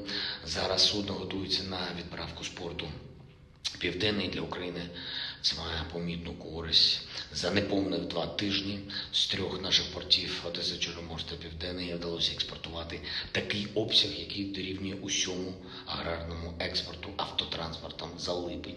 І більш ніж 2/3 експорту залізницею за минулий місяць. Хочу ще раз підкреслити, це робочі місця для наших людей. Це кошти, які необхідні для посівної нашого наступного року. І це доходи нашого державного бюджету. Нарощувати економічну активність – це обов'язковий елемент шляху до перемоги. Я вдячний усім, хто захищає нашу державу. Я вдячний усім в країнах-партнерах, хто допомагає боротися проти терору. Слава Україні! With that is the end of the speech from President Volodymyr Zelensky here on day 171, and that rounds out our news segment today as well. I thank you all so much once again for watching. If you're here for the news segment alone, please make sure to subscribe and also hit the like button on the stream, as hitting the like button does help us out in the algorithms and helps our news to reach more people. And also subscribing and hitting the bell button also notifies you when these streams run, which is every single night at 10 p.m. Eastern time, except for Mondays. And so with that, we are now going to be moving into our question segment, where we're going to answer all of the super chats that have been sent in and as many live chats as we can. And so, without further ado, Matthew, take it away. All right, folks. And for our final question segment of the night, we have 2 polls to address first up. And first, we have the poll that the question read, do you have ties to Ukraine? It could be married, relative, lived there, born there, etc. It looks like only 18% said yes, and 82% said no. So the majority of you do not have ties to Ukraine, and 18% do. So Enforcer, do you have anything you'd like to add to that poll? That's pretty interesting, and it does have a lot to say that a majority of people are supporting Ukraine, not because they have a connection to Ukraine, but because they just believe in what the Ukrainians are doing and what they're defending, and I think that's actually pretty admirable. So with that, we're going to move on to the next poll that I see is up right now. All right, and that next poll, the question was, since the Russians are barricaded at the nuclear power plant, is a meltdown likely to happen? 29% said yes, it is a matter of time. 47% said maybe, it depends. And 24% said no, the Ukrainians will be cautious. Now for me, this is a tough one because the Ukrainians are in a catch-22. They obviously want to drive the Russians away from the nuclear power plant. However, if they are to fire around it, they are likely to cause a meltdown. Also, the option, it's a matter of time. I don't know. I don't know if the Ukrainians are willing to risk the meltdown or not. And we know the Russians are probably not going anywhere since they're barricaded. So I'll probably have to fall in the 47% that said maybe, it depends. But Enforcer, what are your thoughts? I would also have to fall within the 47% of our viewers who have picked the cop-out option, which is saying maybe, and I will also have to cop out on that one and say maybe too, because I'm not really sure, because of course we can see that the Russians are bombarding the Zaporizhzhia power plant, and we have seen the Ukrainians attack supply caches around the power plant, so by and large I would assume that if the Russians continue to stay there, or if any military force continues to stay there, even if it was the Ukrainians, that the power plant being in jeopardy would continue. I'm not really sure if it'll boil over into an actual meltdown or not, but it is, of course, incredibly concerning. And so with that, I hope I've addressed that poll fairly well to everyone, and we're now moving on to the first question of the last segment for the night. And real quick, I just want to mention, I saw a comment in the live chat. Somebody said nothing to do with Ukrainians being cautious when Russia has explosives strapped to it. Well, it actually does, because if the Ukrainians were to fire at it and the Russians have explosives strapped to it, that would be extra bad. So that would not be good. But just real quickly want to address that one. And up next from our super chats, we have a $20 donation from our decoders of the stream, WF2U and Mark Hodges. And WF2U put in that $20 super chat and said, Enforcer, Matt and Enforcer, tonight's messages are the coordinates of Alchevsky Metallurchesky Kombinat. I'm not saying that right, but y'all get the picture. And message number 2, the Russian commanders have so much faith in their army, they put a river between them and it. Ding-ding-ding-ding-ding. You got it correct, and congratulations. You did get the coordinates correct. That is the metallurgy plant at Alchevsk, which is right here. Metallurgy. I'm not really sure how it's pronounced, but you can see it's right here. I believe this may be a strategic target to hit. The Russians could be using this to store supplies, or they could be using it for other means and other measures. Moving on down to the message itself, I have to say that that's honestly pretty funny if it is true that the command of the army group on the western banks of the Dnieper has moved across the river, and they've left the army on the other side, and that shows you how much faith their commanders have in the army actually being able to withstand the Ukrainian attacks or even hold on that side of the river any longer. And so congratulations once again for deciphering that message, and also thank you so much for the support. It helps us to keep this channel running, and it's really cool to know that we actually have in-chat Morse code readers. And so we are on to the next one, and thank you once again for deciphering that and also letting everyone know where the coordinates were and what the message is. And thank you to all three of y'all for always doing that. And so with that, we are on to the next one. And up next, we have a $20 super chat from Ashley, who says, I love the positive energy of the Enforcer and Enforcer Matt and leading the glorious LSA.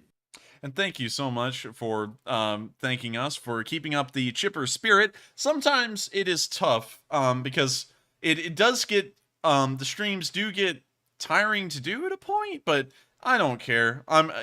You know, my thing is that there is no breaks to this train, and as long as I'm doing this, I'm never going to get tired of being chipper and keeping things light. And I thank you so much for enjoying that and appreciating it. I try my best to make sure I'm like this every single night, and also to address the other part of that. Thank you for calling me the Generalissimo of the Lee Spring Army, which is something that I've always thought and joked about in my head. I'm like, oh, you know, I'm like the Generalissimo of the Lee Spring Army. But that's always something that I've always just kidded around in my head. And thank you so much for putting that into words, because that is just funny to think about. And so with that, thank you so much once again for the support.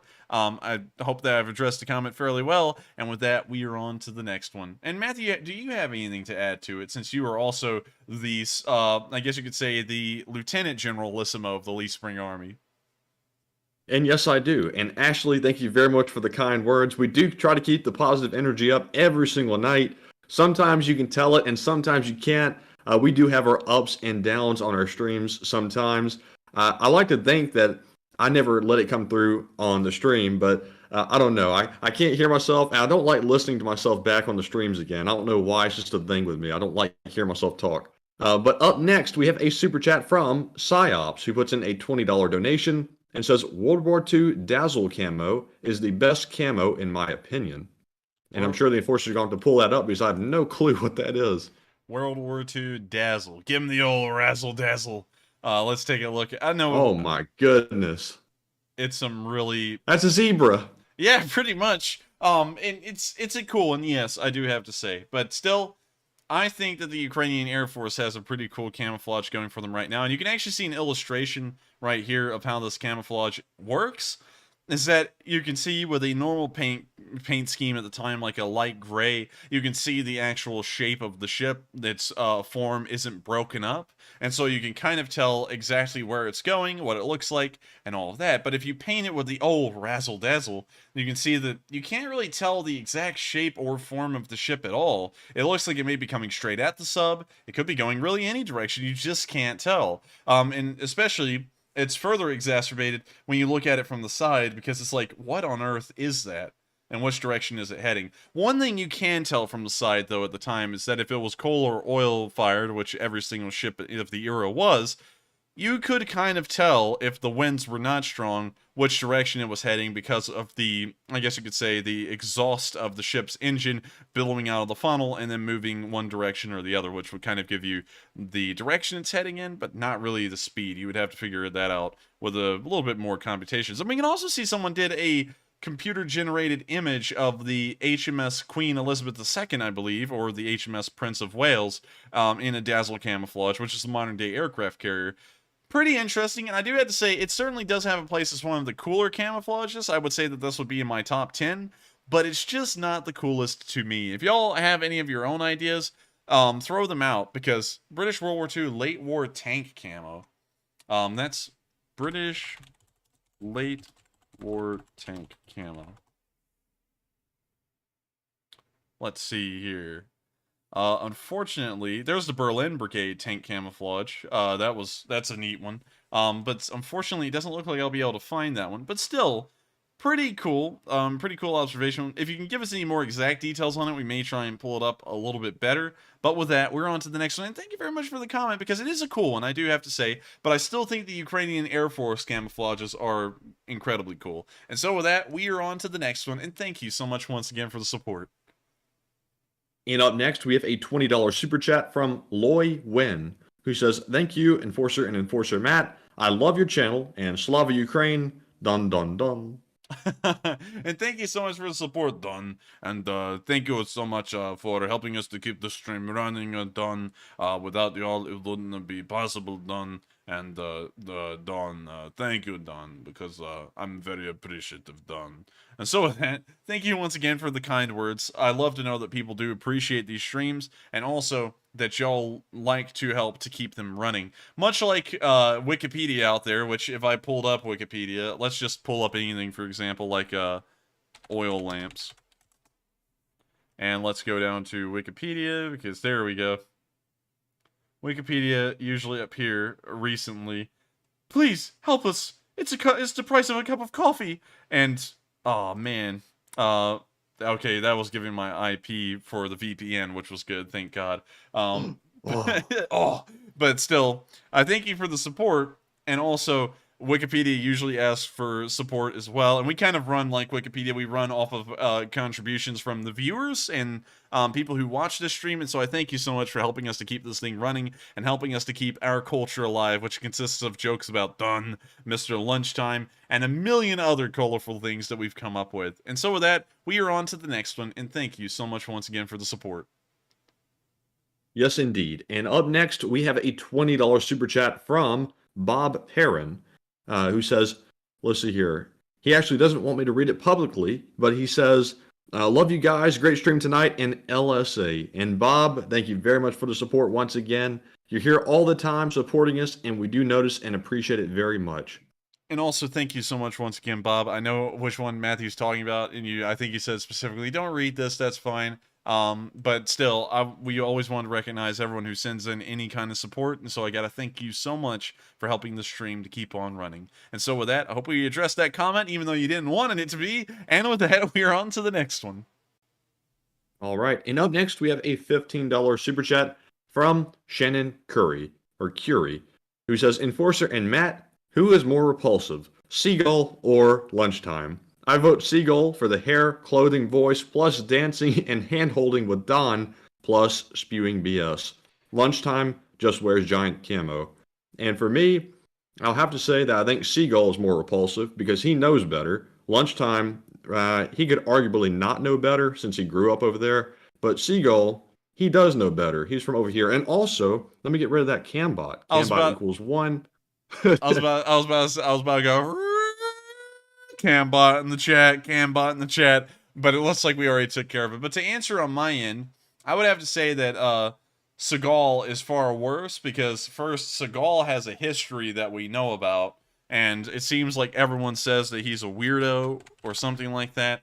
And let's just pull up his Wikipedia page real quick. Golly, I mean, goodness. Jeez. They had to lock the page too because apparently people were vandalizing it. Let's see here. Oh yeah, it is locked. Yeah, look at that. Let's see here. Years active 1982 to present. He's been an absolute bane to society from 1982 to present. And also Aikido. Oh my. Folks, I'm going to have to show you all that on YouTube real quick. Because you can say what you want. You can have your own opinion.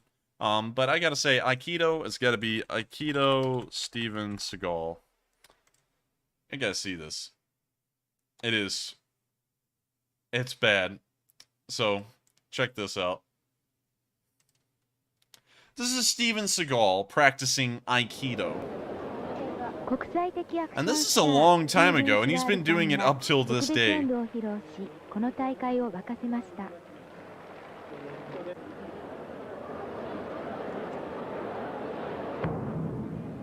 So he stands up, his opponent starts like bowing and all that stuff. Then he runs up to him. Look at this! What kind of joke is that? He didn't even touch the guy and he goes flying. Look! What in the world is this? This is made up hocus pocus garbage is what I'll tell you. Look at that! He didn't even touch the guy! What the hell? This is like WWE. Look at that. Look, he's literally just holding his hand. It's like they're about to go to the park and watch some movies and then like end up looking at the stars and kissing or something. He's not even beating the guy up. I mean, this is all just BS. And this is what, and he's an Aikido master. And just look at him. He just owns the floor. Wow. Oh my gosh. I'll have to admit, that's pretty good play fighting by the other guy. He's basically fighting himself. Yeah, pretty much. Oh, here comes the next one. Ooh, look at that. Oh my gosh. Wow. He held his arm out. I would love to see an actual fight where someone holds their arm out for you to grab. I would love to see a fight like that. Look at that. Look, he didn't even put any pressure on his arm and this guy was tapping out. Look. No pressure or anything. He taps out. And you see that he didn't even let go of any pressure. His arm just stayed there. Because there was no pressure being put on it in the first place. Then Siegel goes walking off like he's just a pro at life. He's just got everything all put together. Then he starts his fake routine on a third guy.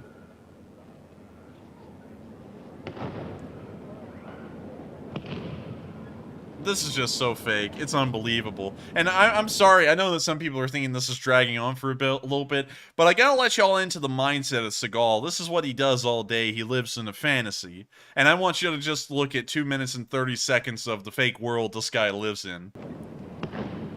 And Enforcer, I have to say, this guy doesn't even look like the same one that is currently on the Russian news channels. No. He doesn't even look the same, not even remotely. Nah, they don't. This guy here looks like the closest thing he's gotten to Aikido is eating an Aikido dog, maybe. But there's no way that this guy is the same Seagal. Like, I'm saying that as a joke. I'm not starting a conspiracy theory that this is a body double or anything. Because wait, there's too many cliche conspiracy theories out there like that. Everyone always wants to say it's a body double, but jeez, oh my gosh. I mean, like, he's really fallen apart over the past few years, hasn't he?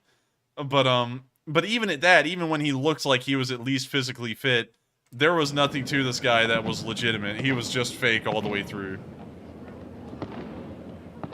Look at this! What is that?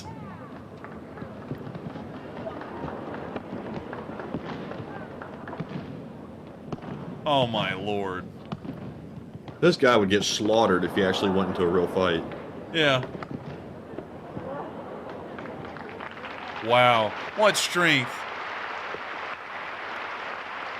What prowess. I would be scared to go up against this guy in a fight. What if he put his finger on me? I would go flying through the air. I mean, like, I would just get my legs broken out from under me. But anyways, that's Steven Seagal for y'all, and I just wanted to share y'all with that again, since he did come up in the question. So thank you so much once again for the support. I hope that kind of does answer the question as in, who's worse? And considering that Seagal has literally lived his entire life as a lie, I would say it's Seagal. And so with that, we are on to the next one, and thank you once again for the support, and I hope that does answer the question fairly well. All right, and up next, we have a $13 super chat from NOYDB, who's been around for a very long time as well, and we appreciate all the support. They say, Canadian Bacon, 1995. 2 Canadian brothers who created the first YouTube channel. Younger brother is 20 and wants to be a lawyer and politician. Older brother is 55 but sounds 21. Very high voice. Those people sound like cool people. I don't know who they are. They sound Can't like, place it. They sound like pretty cool people. I mean, like, that story sounds like something I can relate to, and I'm gonna make sure to check out that movie. And so, thank you very much for the support.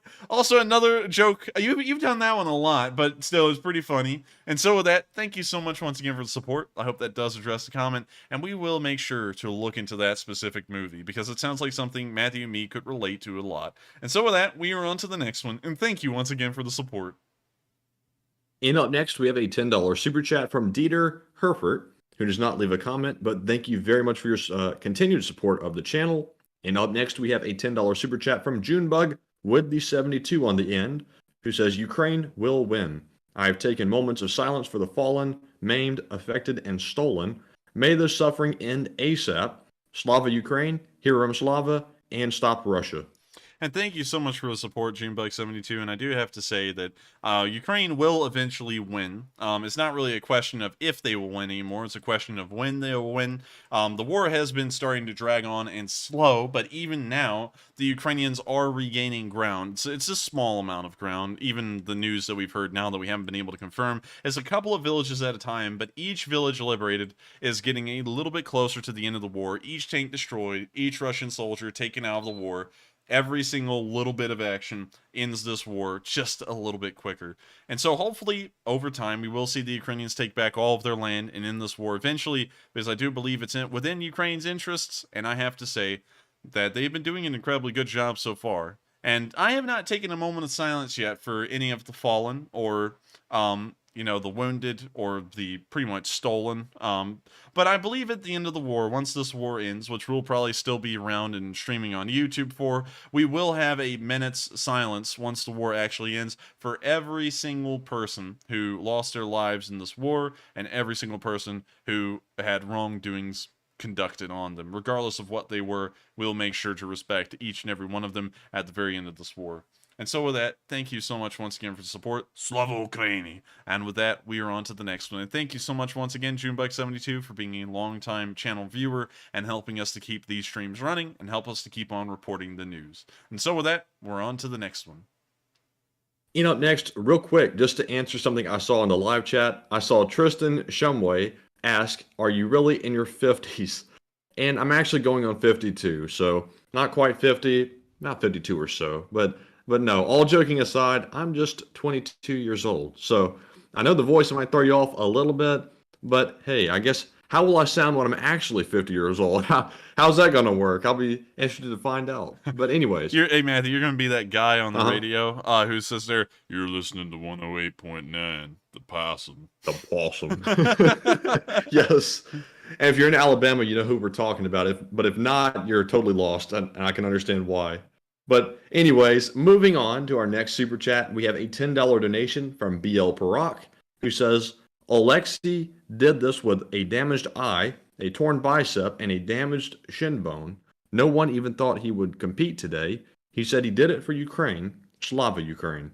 And thank you once again for the support. And that does add a lot to the story about the strongman competition and what exactly Alexei is doing. And it's really impressive to think that people are able to lift and manage that kind of weight physically, and even with those kinds of ailments. What did he say about his eye? What was that again? He said, let's see here. He said a damaged eye, a torn bicep, and a damaged shin bone. Jeez, he actually had a lot of things going against him, and somehow he still managed to set world records, which is impressive.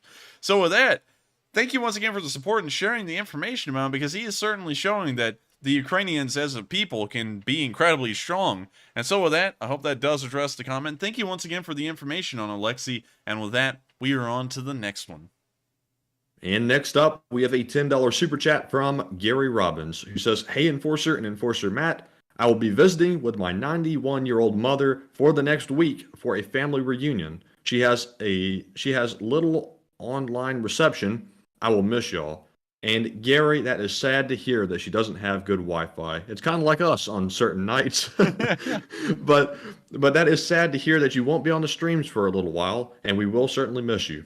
And also, I hate to hear that as well, Gary, because we always love to know that people who do enjoy our streams are able to watch them. And sadly, of course, if the internet's not with you, then we can't be with you too. I hate to hear that, but I hope you have a fun time visiting your grandmother. And also, when you go out there, let her know, although there is no internet out there, about the Enforcer stream, and maybe she'll also enjoy it too. But of course, we'll be looking forward to when you come back. We hope you have a fun time out there, and then we hope you don't miss us too much. And so with that, thank you so much once again for the support. I hope, once again, that it's a good time. And we will miss you until you come back. And we'll make sure to say, welcome back in the live chat when you come back. And so with that, we are on to the next one. And thank you once again. And next up, we have a $10 super chat from DJ Bonebreaker, who we haven't seen in quite a long time. And welcome back, DJ Bonebreaker. It's good to see you once more. And he says, this video shows what happens when the TikTok battalion meets real combat. And that is true. Now, I know exactly which one that was on. That was on the Chechen video. And they were dragging them out of there like there was no tomorrow. They had about as many wounded guys as they had non-wounded guys in that video. And so, yes, I would say when the TikTok battalion actually goes into a real war, they come out looking a little messed up, and I guess a couple of extra TikToks on their lifespan timer. And so with that, thank you once again for the support. I hope that does address the comment. And I would have to say, pertaining to that video, that is an entirely true assessment. And so with that, we are on to the next one, and thank you once again for the support. All right, and up next, we have an $8 super chat from Level 70, who says, I read the main reason why Ukraine has trouble with Russian artillery is because they have poor counter-battery capabilities. How does NATO structure their decentralized counter-battery divisions? Can you reread that one real quick? And they said, let's see here. Here it is. I've read the main reason why Ukraine has trouble with Russian artillery is because they have poor counter-battery capabilities. How does how does NATO structure their decentralized counter-battery divisions? I actually have not heard that news about the Ukrainians having a poor time with counter battery fire. In fact, they've excelled at that incredibly well. So unfortunately, I can't really comment on that in that perspective, because as far as our video and picture evidence has been able to show, they knock out Russian artillery batteries on a regular basis. But as far as NATO's counter battery works, as far as the United States and the little I understand about it, we have counter battery radars and would either use the U.S. Air Force to destroy artillery batteries, or we'd use counter battery fire, for example, from a HIMARS, considering that the United States has a massive amount of them, to strike back at artillery and knock them out. So I hope that answers the question, and thank you once again for the support. And with that, we are on to the next one. And up next, we have an $7.18 super chat from Emoji of a Smiling Face, who says, Slava Ukraine. Slava Ukraini. And with that, thank you so much for the support. I hope that addressed the comment. And with that, we're on to the next one. And thank you so much for supporting the channel. I don't think you've ever supported us before, but it is great to have people helping us to keep this thing going and helping us to keep the lights on. And so with that, we are on to the next one. And thank you once again. And up next, we have a $7 super chat from Putin will hang in the middle of the Kremlin, who's been around for a very long time, and says, don't forget us, the little people, your loyal supporters when you become president and vice president respectively, smiley face, exclamation point, will be knocking at your White House door. Peace. And thank you so much for the support, and we'll make sure not to forget about everyone who supported us way early on when we become president of the United States. As my first decree as president, I'm going to make sure, and I gotta be careful saying this, and I gotta preface this one a lot. This is a joke, this is comedy. This is not anything serious, we wouldn't actually do this, this is not a policy, but we're going to make the honey badger the national animal, and we're going to make it be holding leaf springs in the seal. So with that, I thank you so much once again for the support, and of course, I will remember everyone when we become president. Hopefully you'll all be around for that as well. And so with that, we'll be on to the next one, and thank you once again for the support. Now, last time we said that, we had an absolute raucous in the chat, so he did preface it with, it is just a joke, so I'll be interested to see if we have anyone getting riled up about that. But anyways, up next, we have a $7 super chat from Andrew Reese, who says, 100,000 KIA, WIA orcs, glory to Ukraine. Can you reread that again? 100,000 KIA orcs, glory to Ukraine. Well, I thank you for the support, but as far as we can tell, there's only around 43,000 KIA, and I would agree with that figure. It's more like wounded and killed total, and we believe it's even higher than that right now. But in terms of actual killed in action, it's more around 43,000. But I do thank you once again for the support, and Slava Ukraini. And with that, we are on to the next one, and thank you once again. And up next, we have a $7 donation from Mark, who does not leave a comment. But Mark, thank you very much for the support to the channel, as always.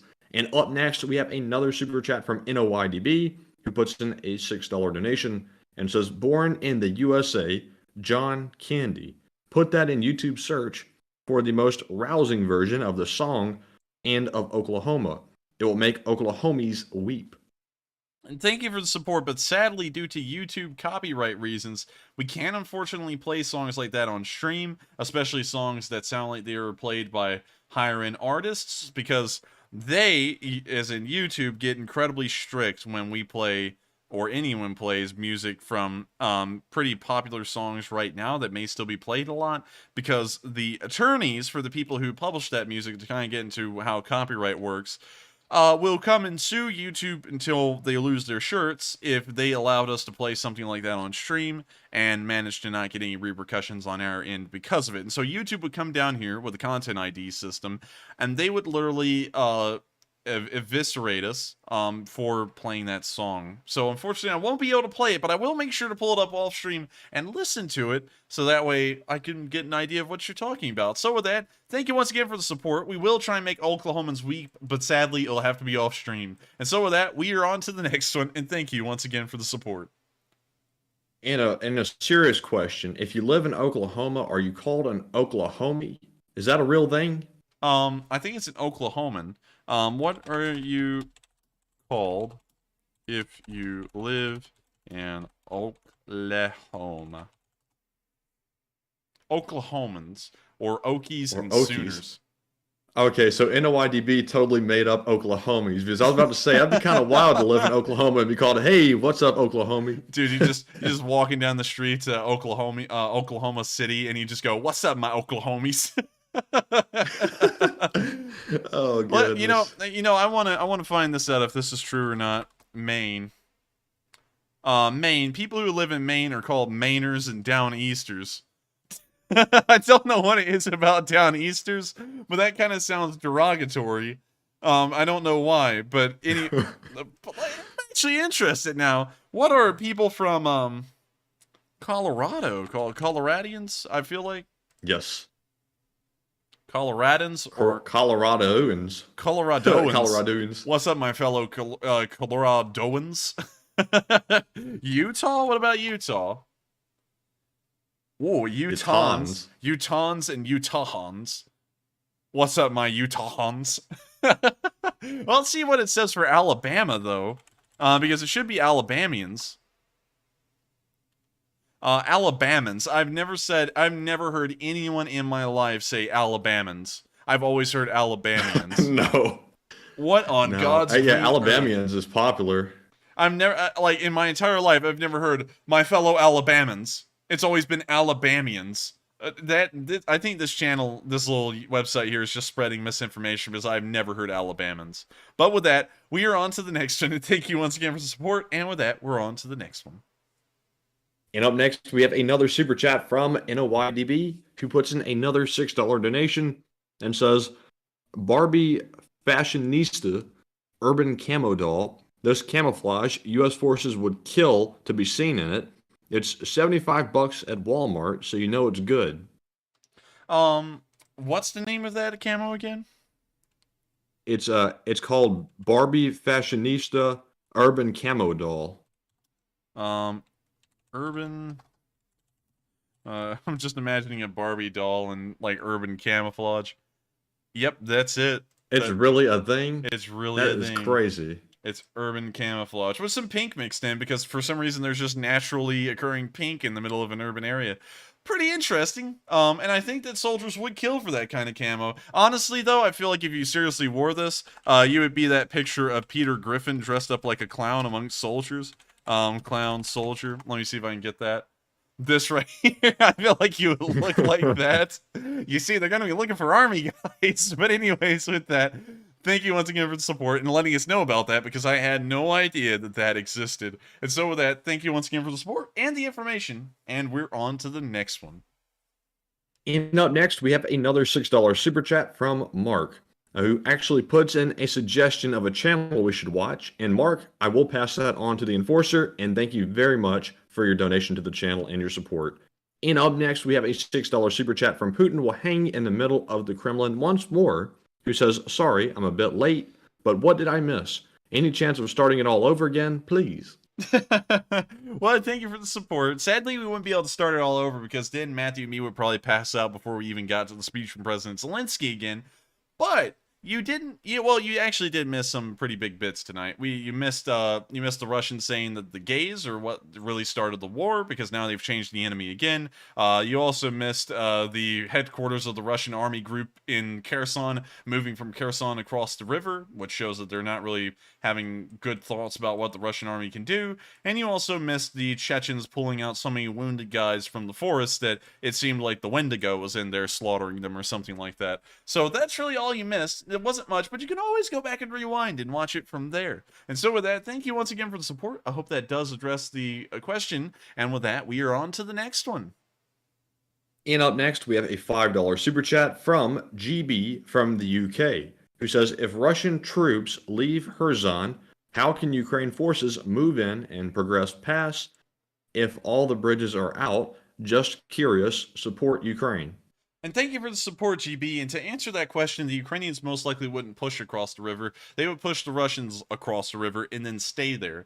Crossing the river would be incredibly dangerous and pretty much futile. It is rather wide, and if the Russians were on the other side of the river's banks, especially considering that the Ukrainians do not have overwhelming artillery fire compared to the Russians, it would be next to impossible to actually launch an offensive onto the other side of the river. And so Ukraine's entire goal right now would just be to push them to the other side of the river and then keep them there and then divert their attention and resources to other areas of the front line where they can actually cover ground, like up in the Balaklia, the Kharkiv, or the Donbass area, or the southern front for that matter.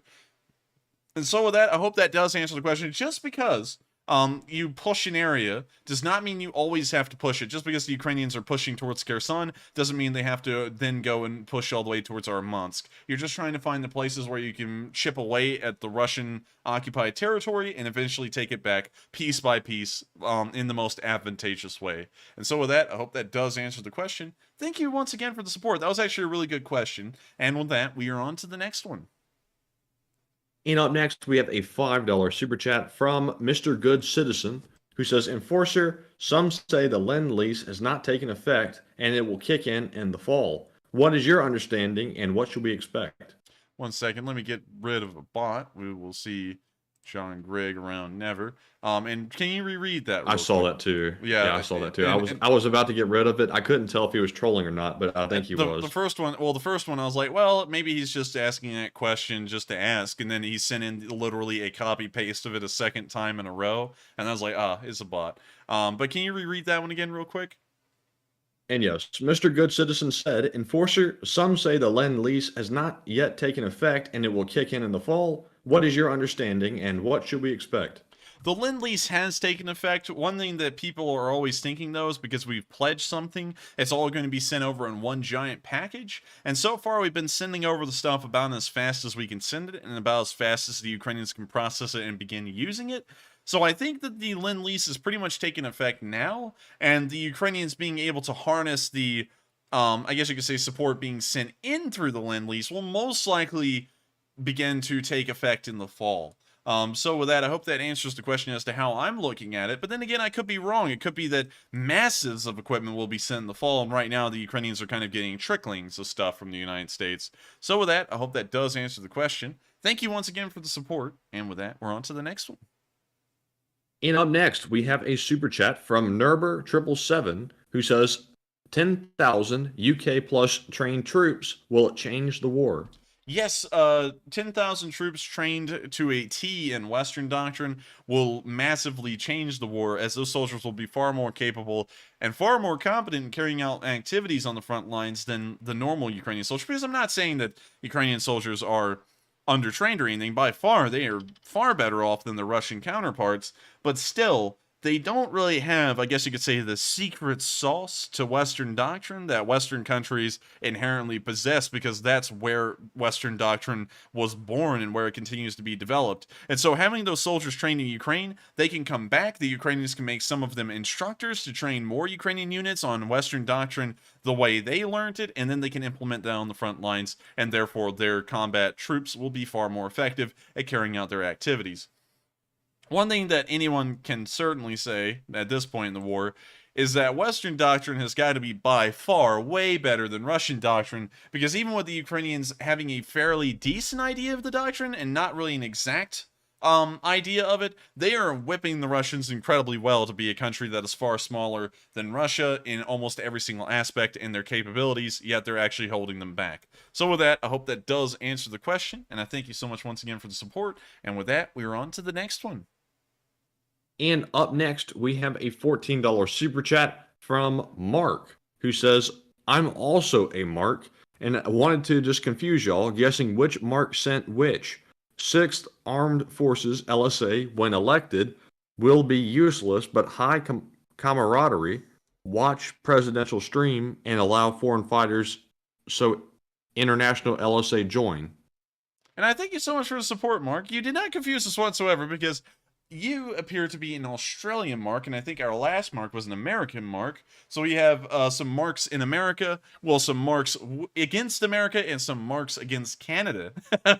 You see what I did there. But I thank you so much once again for the support. And also, it seems like you're trying to structure the Lee Spring Army, which is pretty interesting. And as president, I would have to say the Lee Spring Army would become an organized unit in the military. It may, in fact, become the president's bodyguard.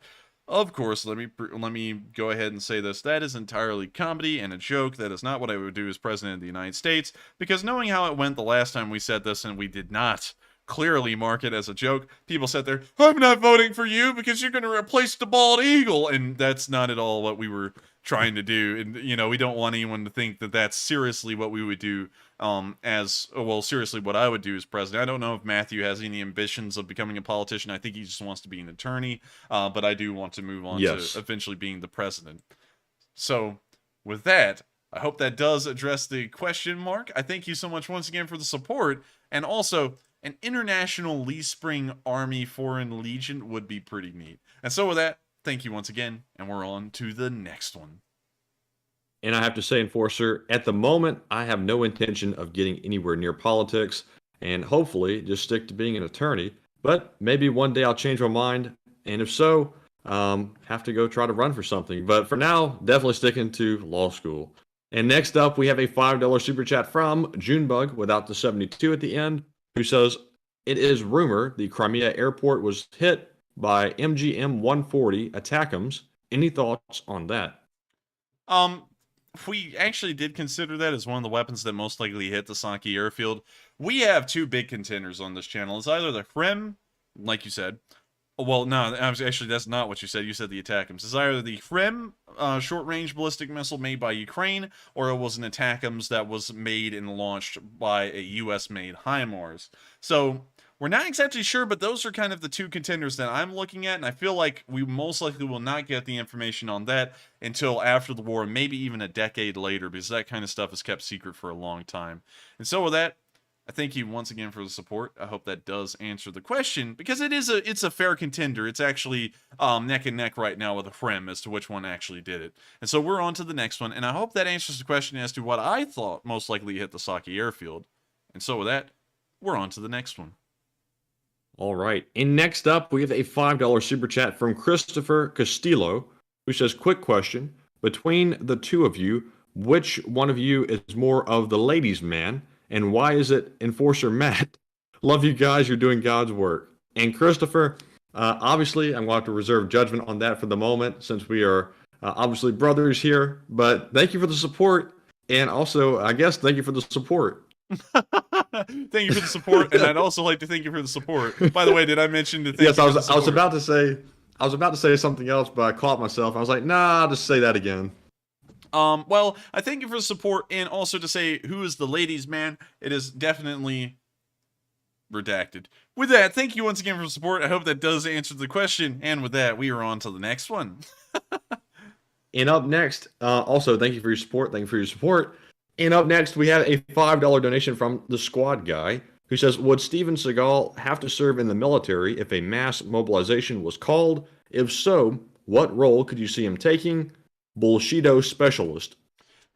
Yes, I think he would be a Bullshido specialist. And also, we all know that that Steven Seagal has had a long-time career in law enforcement, if y'all didn't know. Did you know that, Matthew? Wait, what? Yeah, he actually was a law enforcement officer here in the United States for a time. If we pull up Steven Seagal's Wikipedia page, I'll actually show you that real quick. Let's see here. Wow, he had a lot of lawsuits against. Look at all these lawsuits. Yeah, seriously, I was about to say the same thing. Victim of attempted extortion, conflicts with stuntmen. Law enforcement Wow. work. Siegel has been a reserve deputy chief in the Jefferson Parish, Louisiana Sheriff's Office. In the late 80s, after teaching the deputy martial arts, unarmed combat, and marksmanship, then Sheriff Harry Lee was so impressed that he asked Siegel to join the force. Siegel allegedly graduated from the police academy in Los Angeles over 20 years prior and had a certificate from the Peace Officer Standards and Training Post, an organization that accredits California police officers. However, Post officials in California and Louisiana have no record of Siegel being certified, and Siegel's rank in Louisiana is therefore ceremonial. So pretty much he lied. So with that, I wanted to bring that up again because that shows you how much of a career liar Seagal is, that he has these giant credits to his name about him being in law enforcement, but no one actually has a record of him ever even touching it. And so with that, we are on to the next one, and to answer that question, I think that Siegel would most likely enter the Russian forces if he was conscripted in Meal Team 6 along with Mr. Lunchtime. And so with that, we are on to the next one, and thank you so much once again for the support, and I hope you enjoyed that little interesting fun fact about Steven Seagal. And up next, a big shout out to Max for putting in a $5 donation without a comment, and thank you very much for your support of the channel, as always. And up next, we have a $5 super chat from Andrew Reese, who says, "Yes, sir. Glory to Ukrainian." And thank you so much once again for the support. And yes, sir, let's go. 100, laughing face, smiling face, and also Slava Ukraini. And so with that, we are on to the next one. And I actually want to address two comments here from the live chat real quick. I know which ones you're about to hit, too. I know it. Oh, which ones? The one from Janice. That one and another one from KPX1138, and he said just like Elvis was a DEA agent. Imagine Elvis is a DEA agent knowing that he took coke. Let's see here. We got some cocaine right here. Thank you very much. I would love to see Elvis as a DEA agent. And also another thing is a comment from Janice that said the legal profession is a deplorable profession. Personally scammy of $28,000 in legal fees plus $84,000 in lost wages in the last 3 years. And to address that, Janice, I'm actually going to let Matthew take over on this one bit because him and me have the same comments, but I would like to give him a little bit of airtime on this one. But it sounds like you, the legal profession, it's very hard for me to say this in a good way, but the legal profession is full of scummy people. It's not a deplorable profession.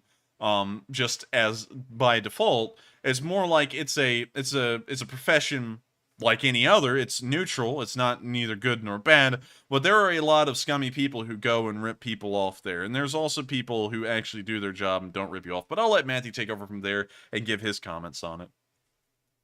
And yes, Janice, I sadly have to agree with you that there's a lot of lawyers running around these days that are deplorable, sadly. And it's basically a minefield picking a lawyer. You don't know if you're getting a good one or a bad one because you have to be a lawyer to know if they're speaking truth or not. So it's really a tricky situation when you're looking for a really good lawyer. And I'm sad to hear that happen to you because sadly that is not an uncommon story to hear. And anybody in the legal profession will know what I'm talking about is true. I'm sure the lawyers in the chat are about to say, yes, I totally agree with you. And I'm sure there will also be maybe one or two that say that's not true at all. But they're just simply turning a blind eye to what is rampant in that industry. But hopefully one day, me and the enforcer will be the difference in the legal profession if we can get our way through law school and get started. So that's my take on it. And I think that was all the enforcer had to say about it. So with that being said, as we always say, we are moving on to the next super chat. And next up, we have a $5 donation from William Skiles, who says, what is the red area west of Mariupol and Russian-controlled area? And thank you. Can you reread that one again real quick? William Skiles said, what is the red area west of Mariupol and Russian-controlled area? Thanks.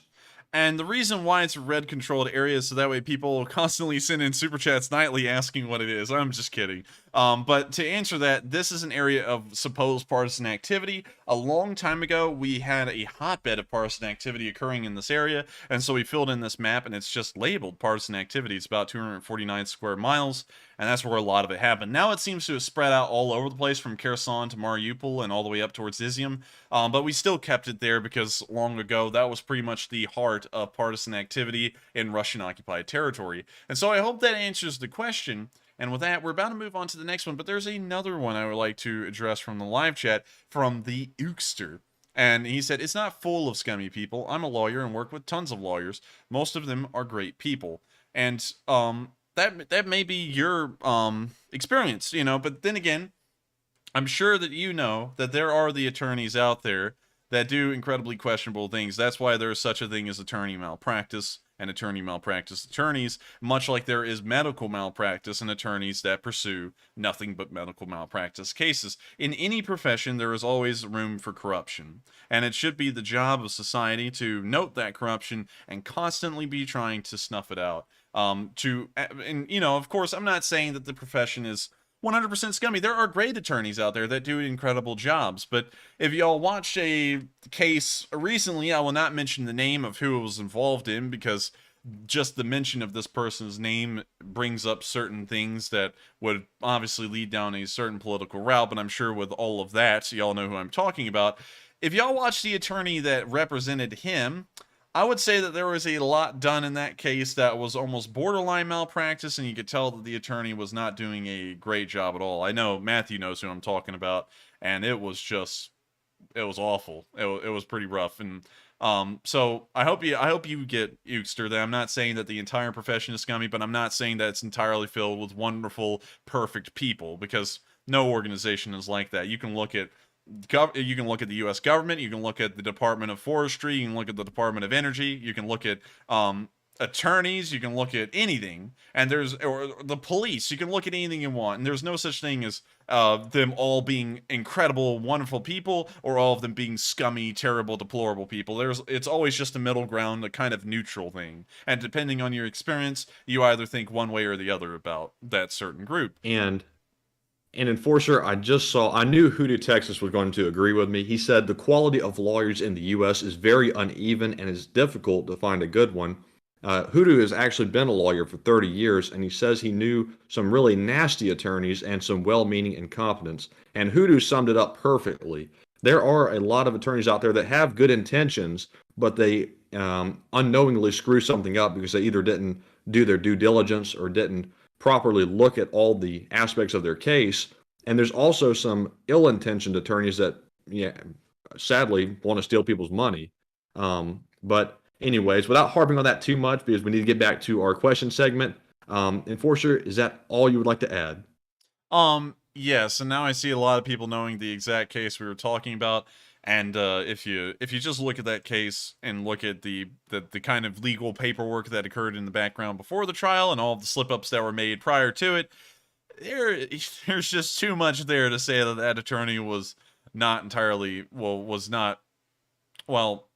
I don't really know how to word it. Pretty much the guy was incompetent. If you look at it, the guy was incompetent. Now I feel like George Bush when he said, "Fool me once, shame on you. Fool me twice.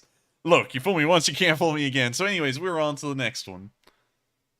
All right, and next up, we have a $5 super chat from Lewis Brown, who says, how poorly is Ukraine maintaining foreign weapon systems? We're not entirely sure. As far as we see in the videos, it looks like incredibly well. All of their vehicles, even the ones they had before the war, are spotless. It looks like they are kept to an incredibly high standard. And so based off of the video and picture evidence that we've gotten, I would have to say that they are being kept up incredibly well. So with that, I hope that does answer the question, and I thank you once again for the support. And with that, we are on to the next one. And I hope that answered the question fairly well. And up next, we have a $5 super chat from Smoke, who does not leave a comment, but Smoke, thank you very much for your support of the channel. And next up, we have a $5 donation from Krister Peterson, who says, greetings from Sweden. And hello to Sweden. We got this wrong the other night, and I'm not going to get it wrong again. I mistakenly thought in my tired state last night that Norway was Sweden, and I went all the way up here to a town called Skarsvåg, and we took a look at it. But now that I know you're from Sweden, let's take a look at a random town like Östersund here in Sweden. Let's take a look at what this looks like. Looks like street views here. Let's go down to the middle of town. And, oh wow, this is actually really nice. Look at that.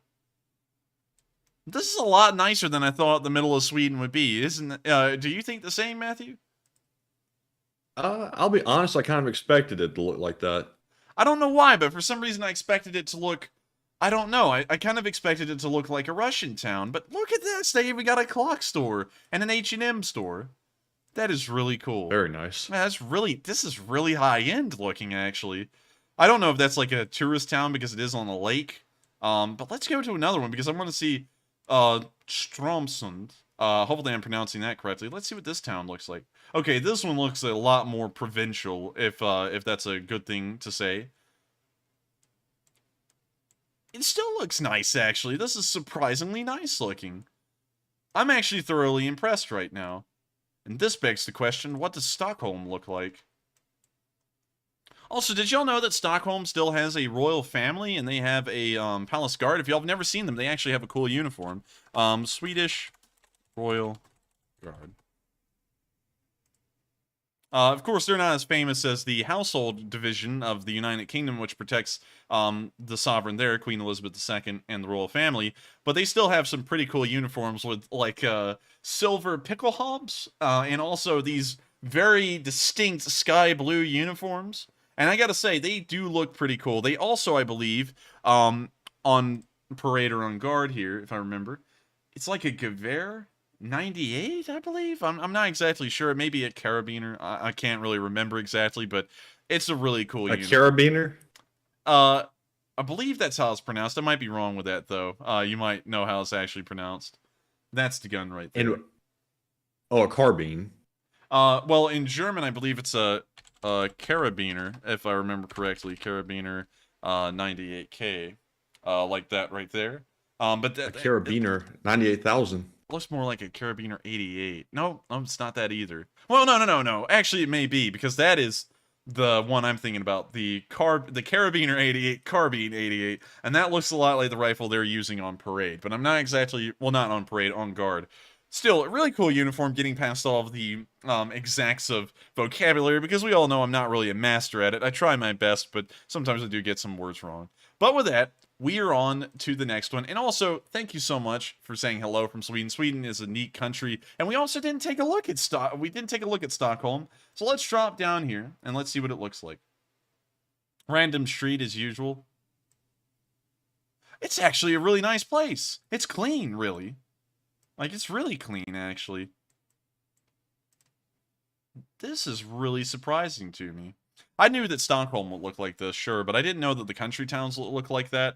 And so I am just honestly really floored by how Sweden looks as a whole. It's a really nice place, and maybe someday I'll visit there in the future. I don't know when, probably years in the future, but now you've kind of seeded the interest in my mind of going here and looking at this place in person. And so with that... And Enforcer, I'll have to add, I love the United States a lot, but I have to sort of recognize that it seems everywhere we look in European countries and elsewhere, it seems like it's cleaner than the United States, and I have no idea why we can't keep our country that way. Well, just as an example real quick, let's take a look at Soissons in France.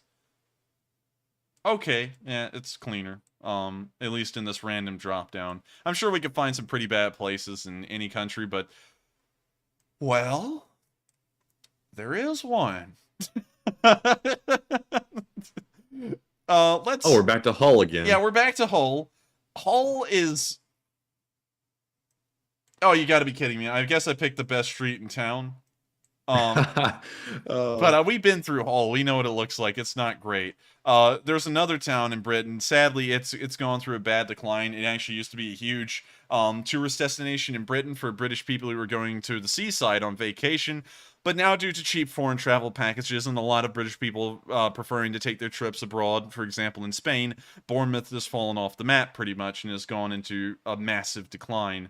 But you've got to be kidding me! Every time I try and show anywhere, it just looks fine. But with that, let me show y'all the downtown of the city I live in, which is Birmingham, Alabama, and that'll kind of give y'all a comparison as to what we kind of live in a way. Let's drop down there.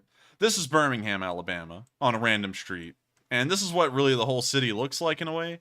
And I gotta say, I mean, I hate to say it, but Birmingham, Alabama does not look comparable even to Hull. Hull, even in the street we dropped down in, looked better. I don't know if that's just me being biased, you know, because the grass is always greener, and it's true. The grass is always greener wherever you're not. Because I'm sure British people are looking at this and they're like, what? It's totally fine. Or Swedish people are like, hey, it looks okay.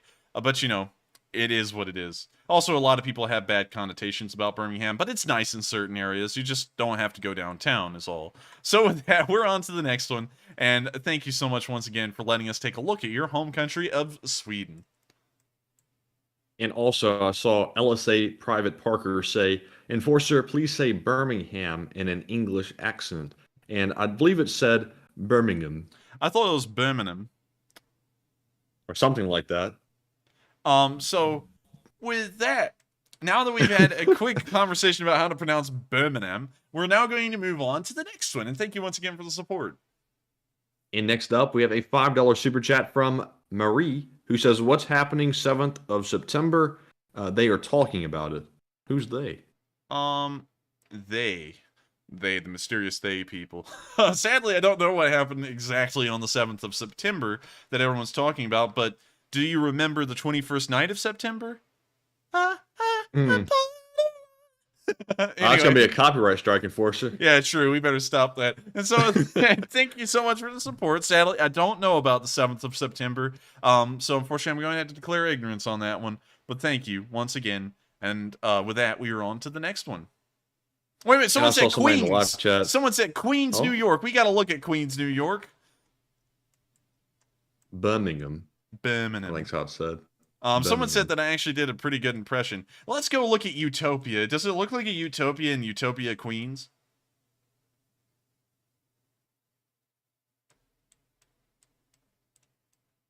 It doesn't look that bad, actually. The street's really nice. There's a nice house right there to the left. Yeah, that's a really nice house.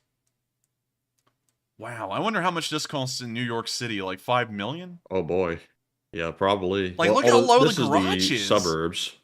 Yeah, that's true. That's true. Oh my God, everyone's gonna remember this from American public school. There's East Egg and West Egg.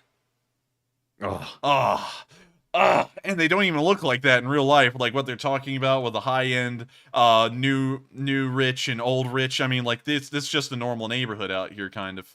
Well, not really. This actually does look kind of like what you would imagine in the novel. But anyways, with that, we're moving on. And also, did y'all know that F. Scott Fitzgerald actually lived in Alabama? Yes, that's right. He actually lived in a place called Montgomery, Alabama. If you go here now and try and look at F. Scott Fitzgerald's house, you will also end up like the main character in the book The Great Gatsby, and you'll end up shot and dead in your swimming pool. But if you did try to go here, you could find his house. Let me try and find it real quick. It's here.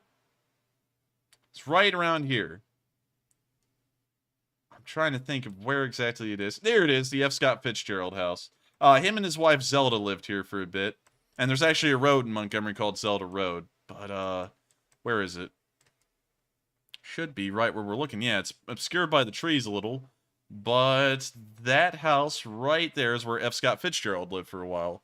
Anyways, with that, we are on to the next one. And I hope that kind of gave you a little bit of an insight about, the book The Great Gatsby, and also looking at Queens for a second. So with that, on to the next one.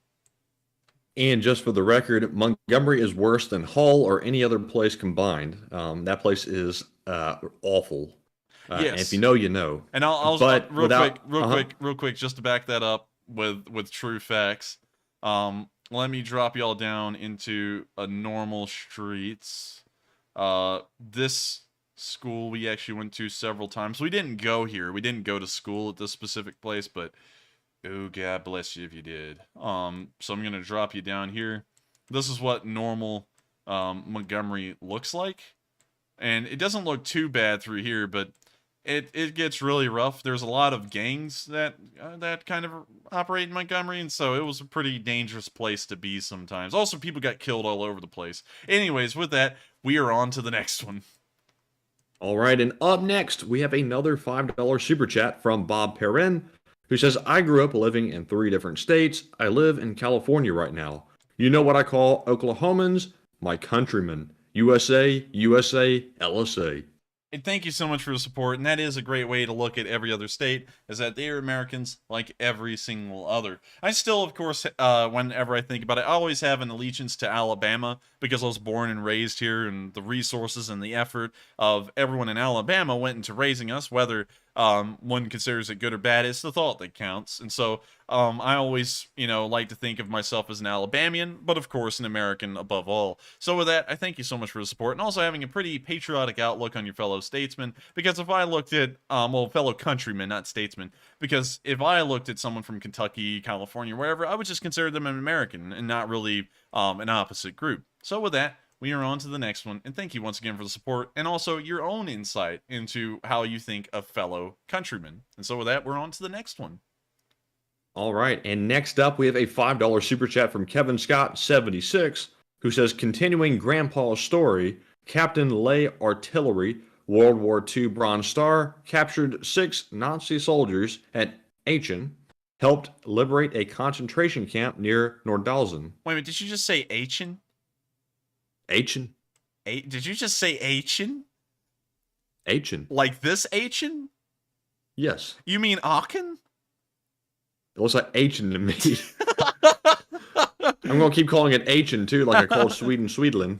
How'd you pronounce Aachen? Aachen. Oh, yeah, you can't hear it.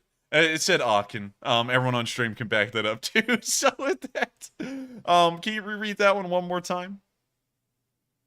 Yeah. He said, continuing Grandpa's story, Captain Lay Artillery, World War II Bronze Star, captured 6 Nazi soldiers at Aachen, helped liberate a concentration camp near Nordhausen. Well, with that, I thank you so much for the support, and it is cool to hear of another story of someone's relative who did serve in the Second World War, and it is an impressive one as well. The Battle of Aachen was considered the American Stalingrad of the Second World War, and if you look into the history of it, it was a rough-fought battle. Not as many casualties as the Soviets took at the Battle of Stalingrad, but still, Aachen was leveled to the ground. And to this day, there's not really a lot in Aachen that exists in its original form. If we drop down in the streets, you'll see that every building here is new. And that's because nothing pretty much continued to exist beyond the Battle of Aachen. So with that, we are on to the next one. And thank you so much once again for the support. And I hope that does address the story of your great relative incredibly well. And so with that, we're on to the next one.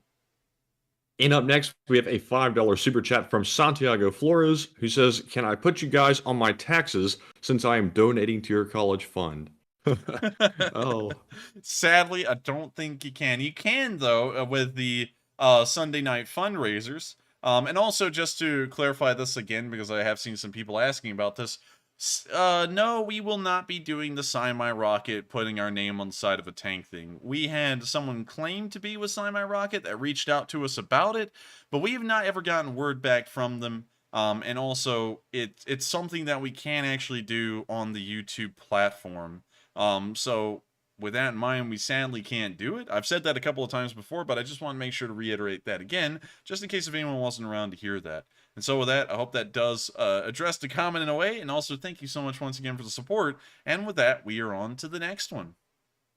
All right, and up next, we have a $5 super chat from WF2U, who says, the Swedes manufactured their own version of the Mauser from 1895 to 1948 in caliber 6.5 by 55. Sweden is still a kingdom.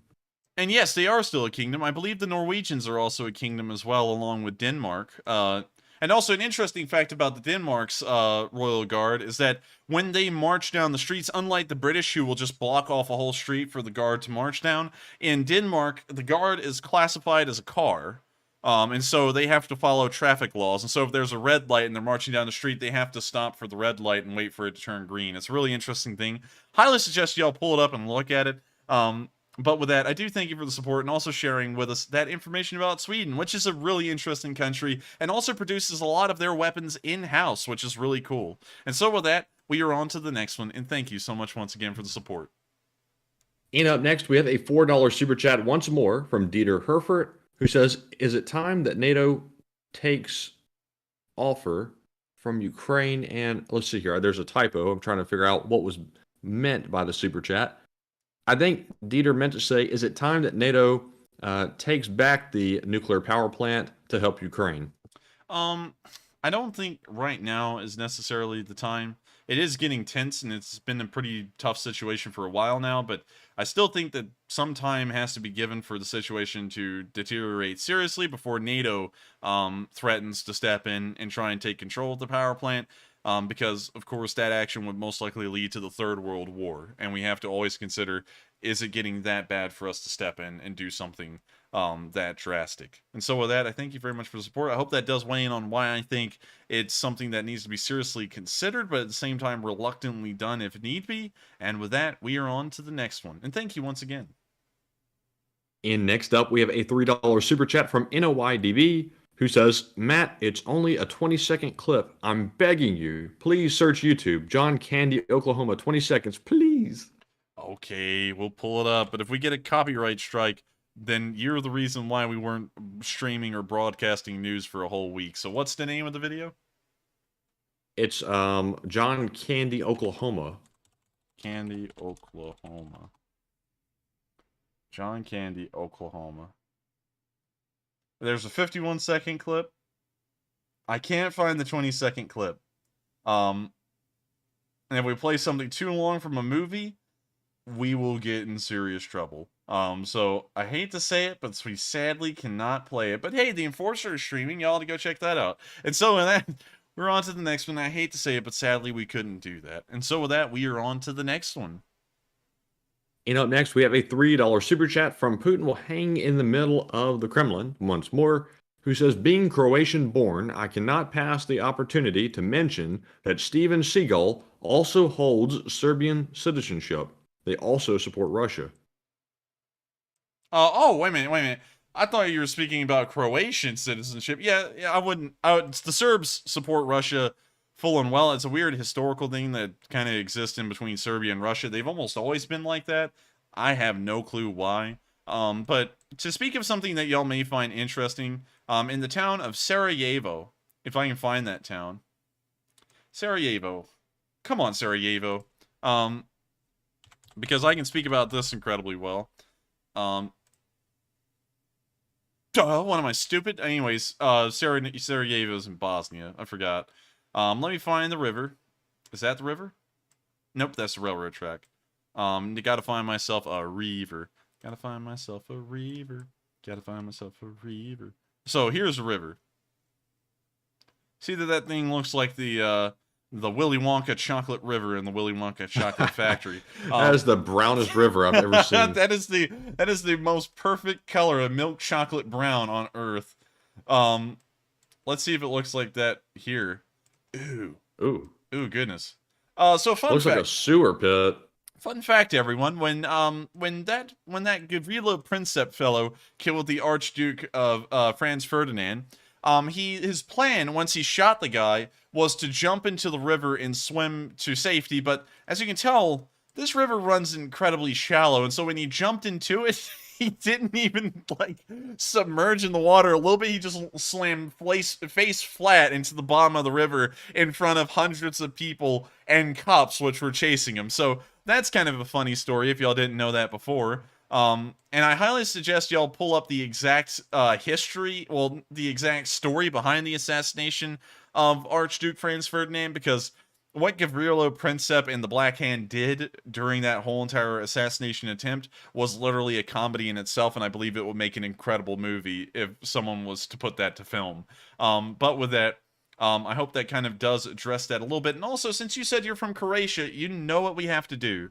We have to look at Croatia. Let's look at Zagreb, since it's the biggest city here, and let's see what it looks like. So, let's drop down into Street View.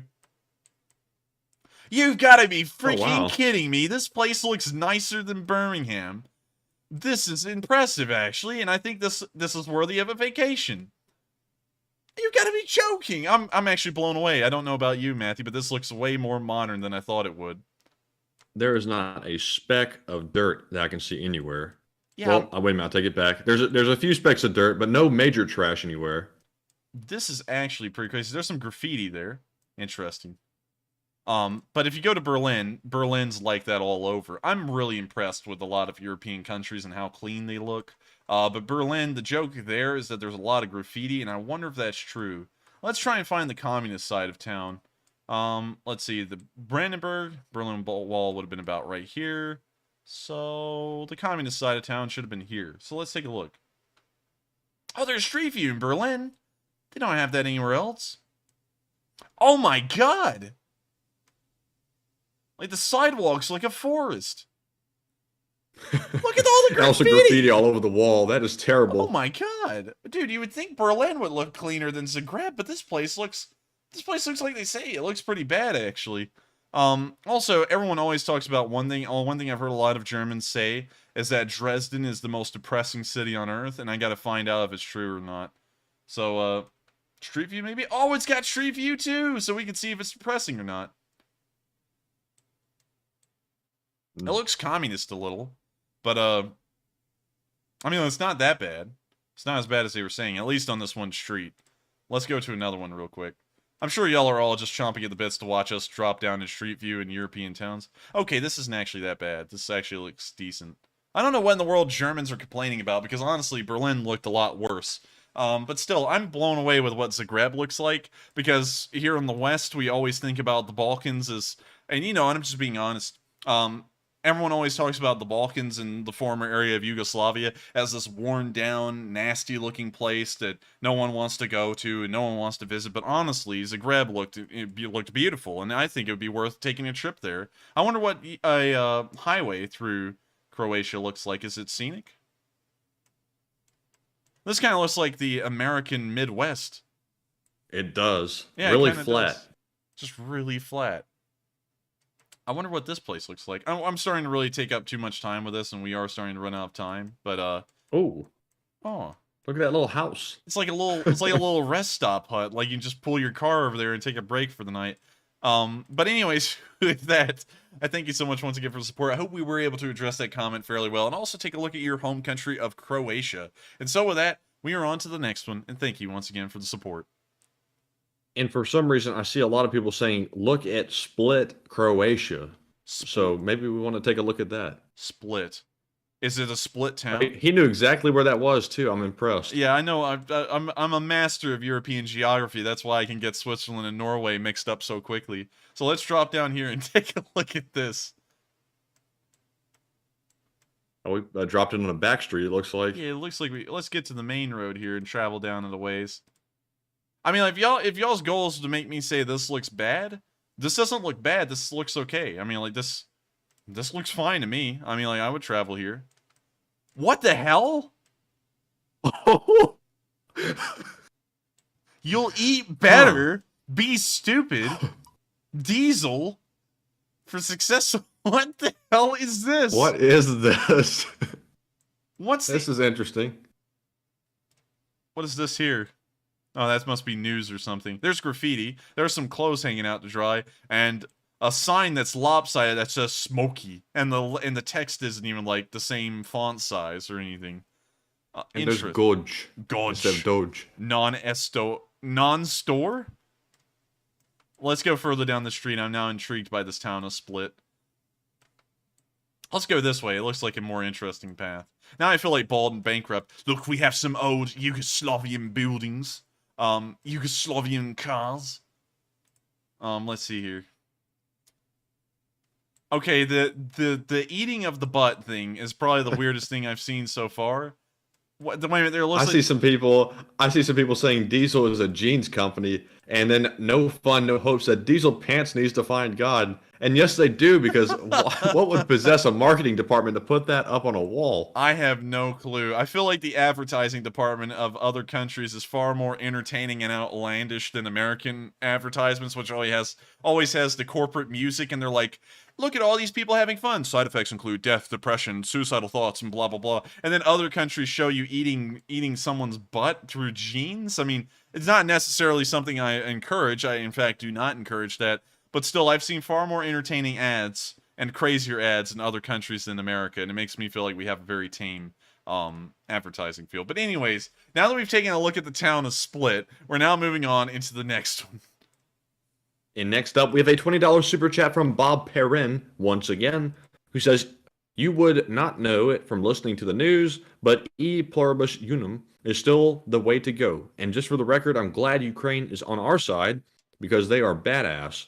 And thank you once again for the support, Bob. And I do have to say that e pluribus unum is still a motto to go by. Not a lot of people think about the United States as a united whole and every American being one and the same, but that's something that I kind of feel needs to come back into the modern world as kind of like a school of thought amongst the public.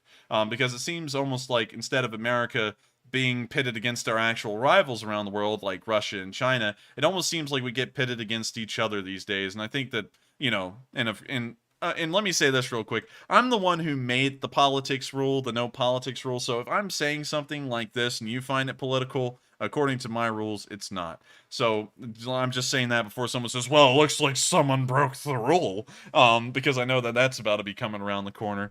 But still, I think that Americans should be united always and always be thinking of each other as well, having different opinions on everything.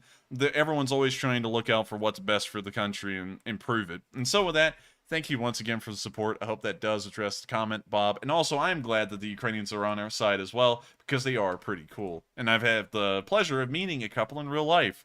And so with that, we are on to the next one. And thank you once again for the support. And next up, we have a $6 super chat from NOYDB once again, who says, "I'll keep super chatting until you go on YouTube and find it. The clip you found is the longer version. This time, try Canadian Bacon, Oklahoma for the 20 seconds.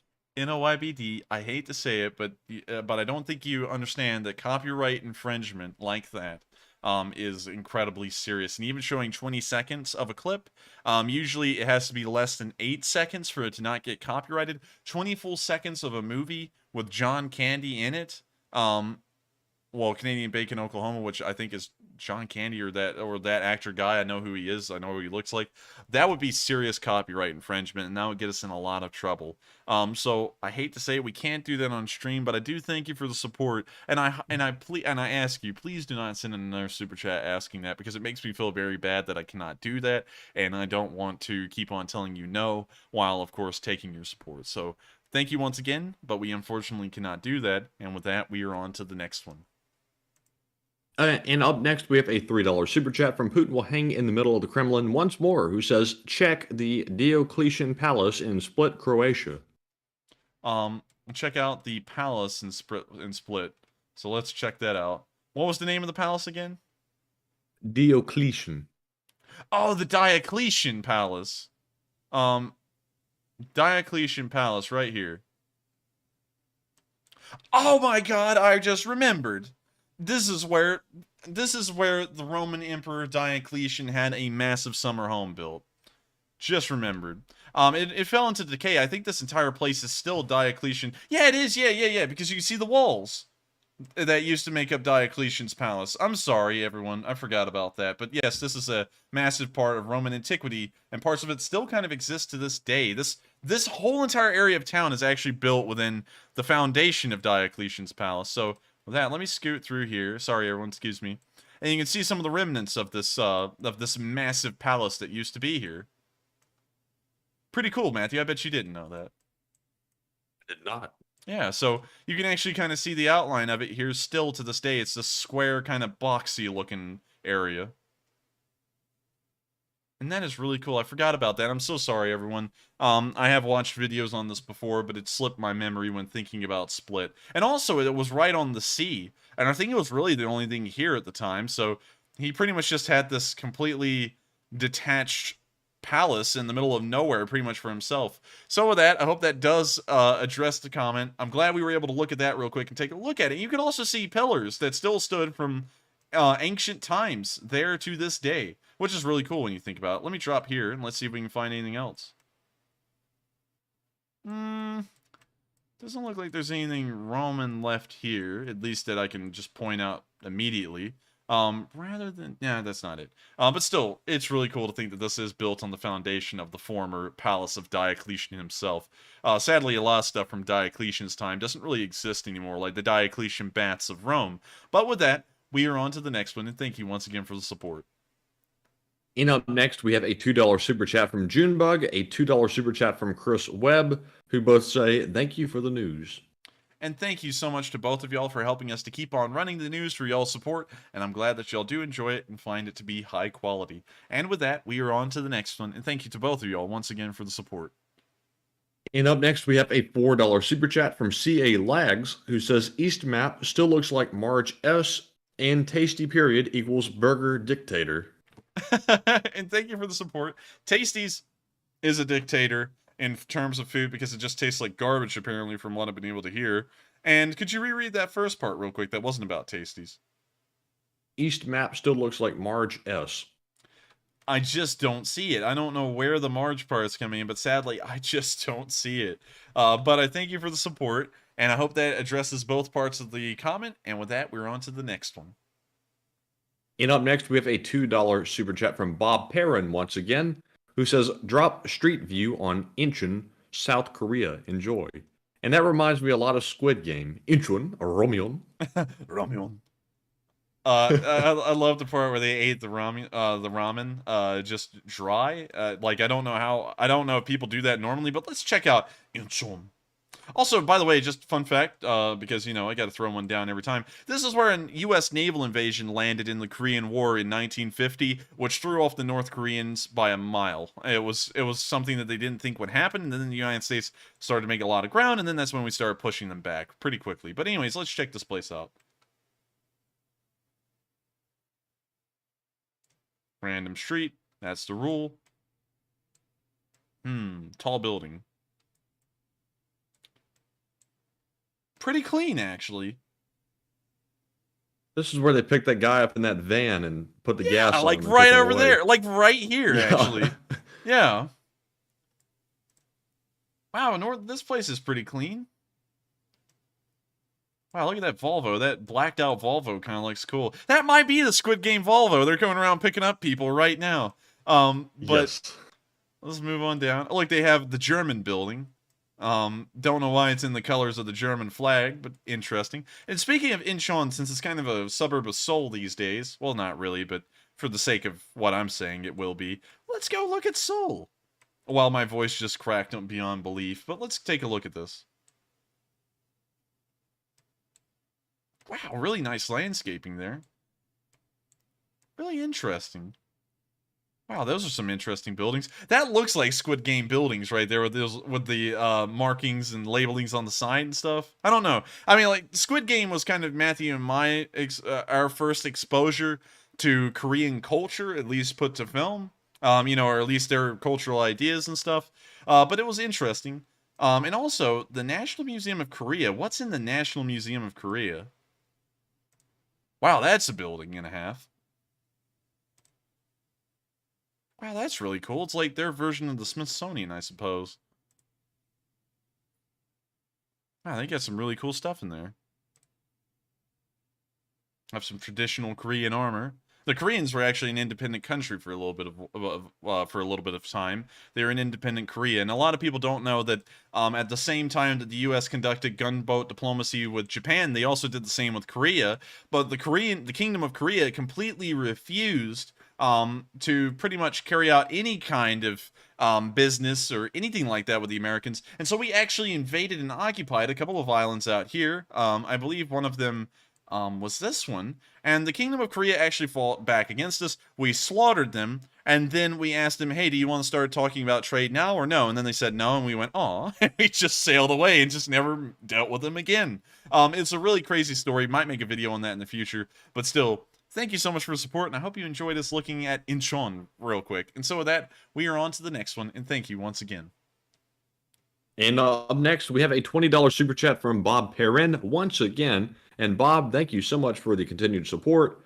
And he says, if you can indulge the time, please Street View Timberlake, South Carolina, and Spokane, Washington. In the 70s, when I grew up, Timberlake was a swamp, and North Regal Street in Spokane was somewhat rural. Timberlake, South Carolina. I think we found the place here. So let's take a look at it. Let's drop down to Timberlake. Now this is what I'm used to. That could be swampy. I could see that. It could, yeah, I could kind of see it. It kind of looks like it would have been swampy land at a time, but it looks like it's been, I guess you could say, filtered out, or dried out, so that way they could build a residential neighborhood on it.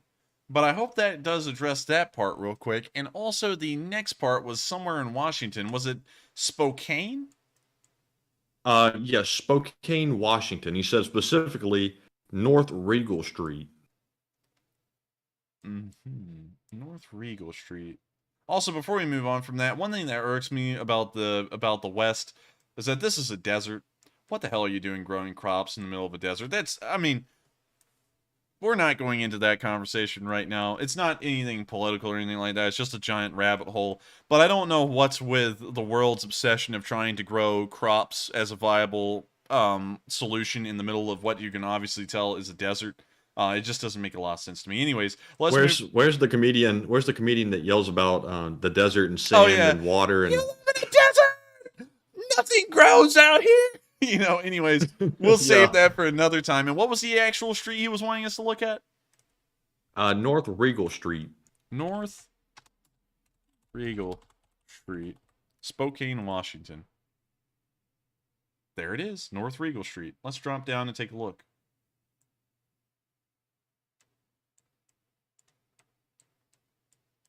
It looks like Anniston.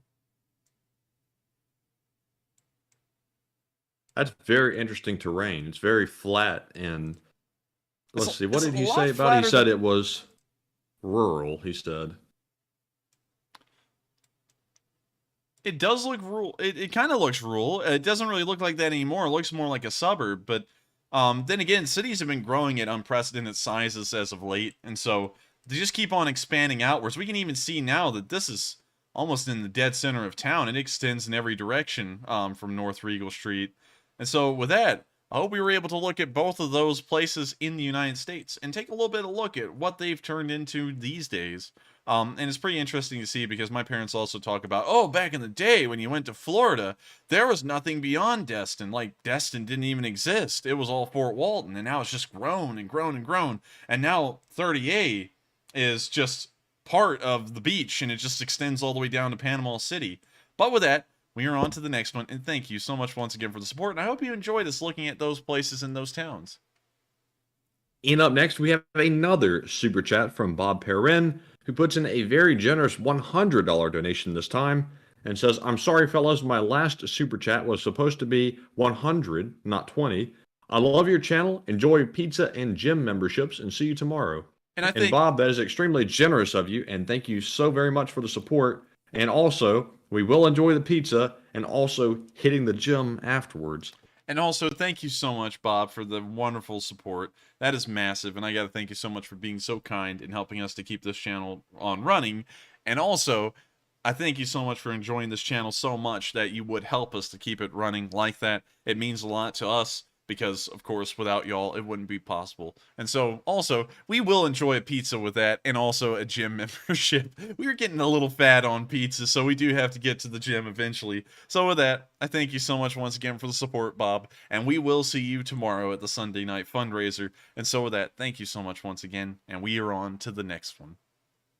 And up next for our last super chat of the night, we have a $2 donation from Mr. Diggs, who says, Future Lawyers of America into Protecting SOV Tur. And what is SOV Tur? Do you know what that means, Matthew? SOV Tur. I'm not really sure what that is. Unfortunately, we don't know what SOV Tur means, but I do thank you for the support, and we hopefully will become... I just said that in a goofy way. We hopefully will become the next attorneys of America. And so with that, we are moving on to the next one. And thank you so much once again for the support. And now moving on to our live chat questions. Up first, we have one from Gus Pritchett, who says, I've heard that Russia, China, and Iran are in Venezuela doing war games right now. Is that true? I have not heard about that, but because of that reason, I can't really confirm nor deny that's happening because I have no news to go either way. So I hope that answers the question on my end, which is that I'm ignorant about that situation if it is happening. And so with that, we are on to the next one. And up next, we have a question from GZA160 who says, Enforcer, does Putin have a secret hideout he can hide in if a coup will happen in Russia? If he did have a secret hideout he could hide in, we would not know about it because it is secret. So unfortunately, I can't really answer that question because if he did have one, if it's secret, we wouldn't know about it. So I hope that kind of answers the question in a way. And with that, we are on to the next one. And up next, we have a question from Fern Joseph who says, is Estonia really banning all Russian citizens from coming there? Yes, they are. As we speak right now, they're getting ready to completely revoke Russians' visas to travel into Estonia, and they're also lobbying the rest of the European Union to do the same and make it an EU-wide policy. And so with that, I hope that answers the question, and we are on to the next one. And up next, we have a question from Foiling Frenzy, who says, how fast are those Stugna missiles traveling? I would love to know how far away a target is when the flight time is, say, 5 seconds. I don't know if we'll be able to get an exact answer to that, but Stugna speed, 200 meters a second. So every second that goes by, it is traveling 1/5 of a kilometer. And so if the flight time is 5 seconds, it's a whole kilometer. If it's 10 seconds, it's 2 kilometers. And so with that, I hope that answers the question, and we are on to the next one. And next up, we have a question from Pakatang, who says, Enforcer, do the Ukrainians need to create a win in the next 5 months, or they will run out of weapons and exceed the attention span and support of the American public?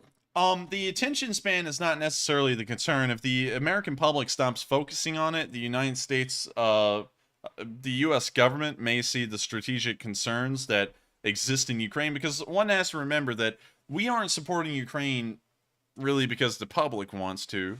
That's something that I think a lot of people labor under the pretense of, is that we're supporting Ukraine because it's morally right. We're supporting Ukraine on a government side of things because it's strategically right. And so even if the U.S.'s public attention faded off of the war, we would still continue to probably support Ukraine because it's in our strategic interest to do so. The reason why is something for another time, because we're running out of time right now. So I hope that answers the question.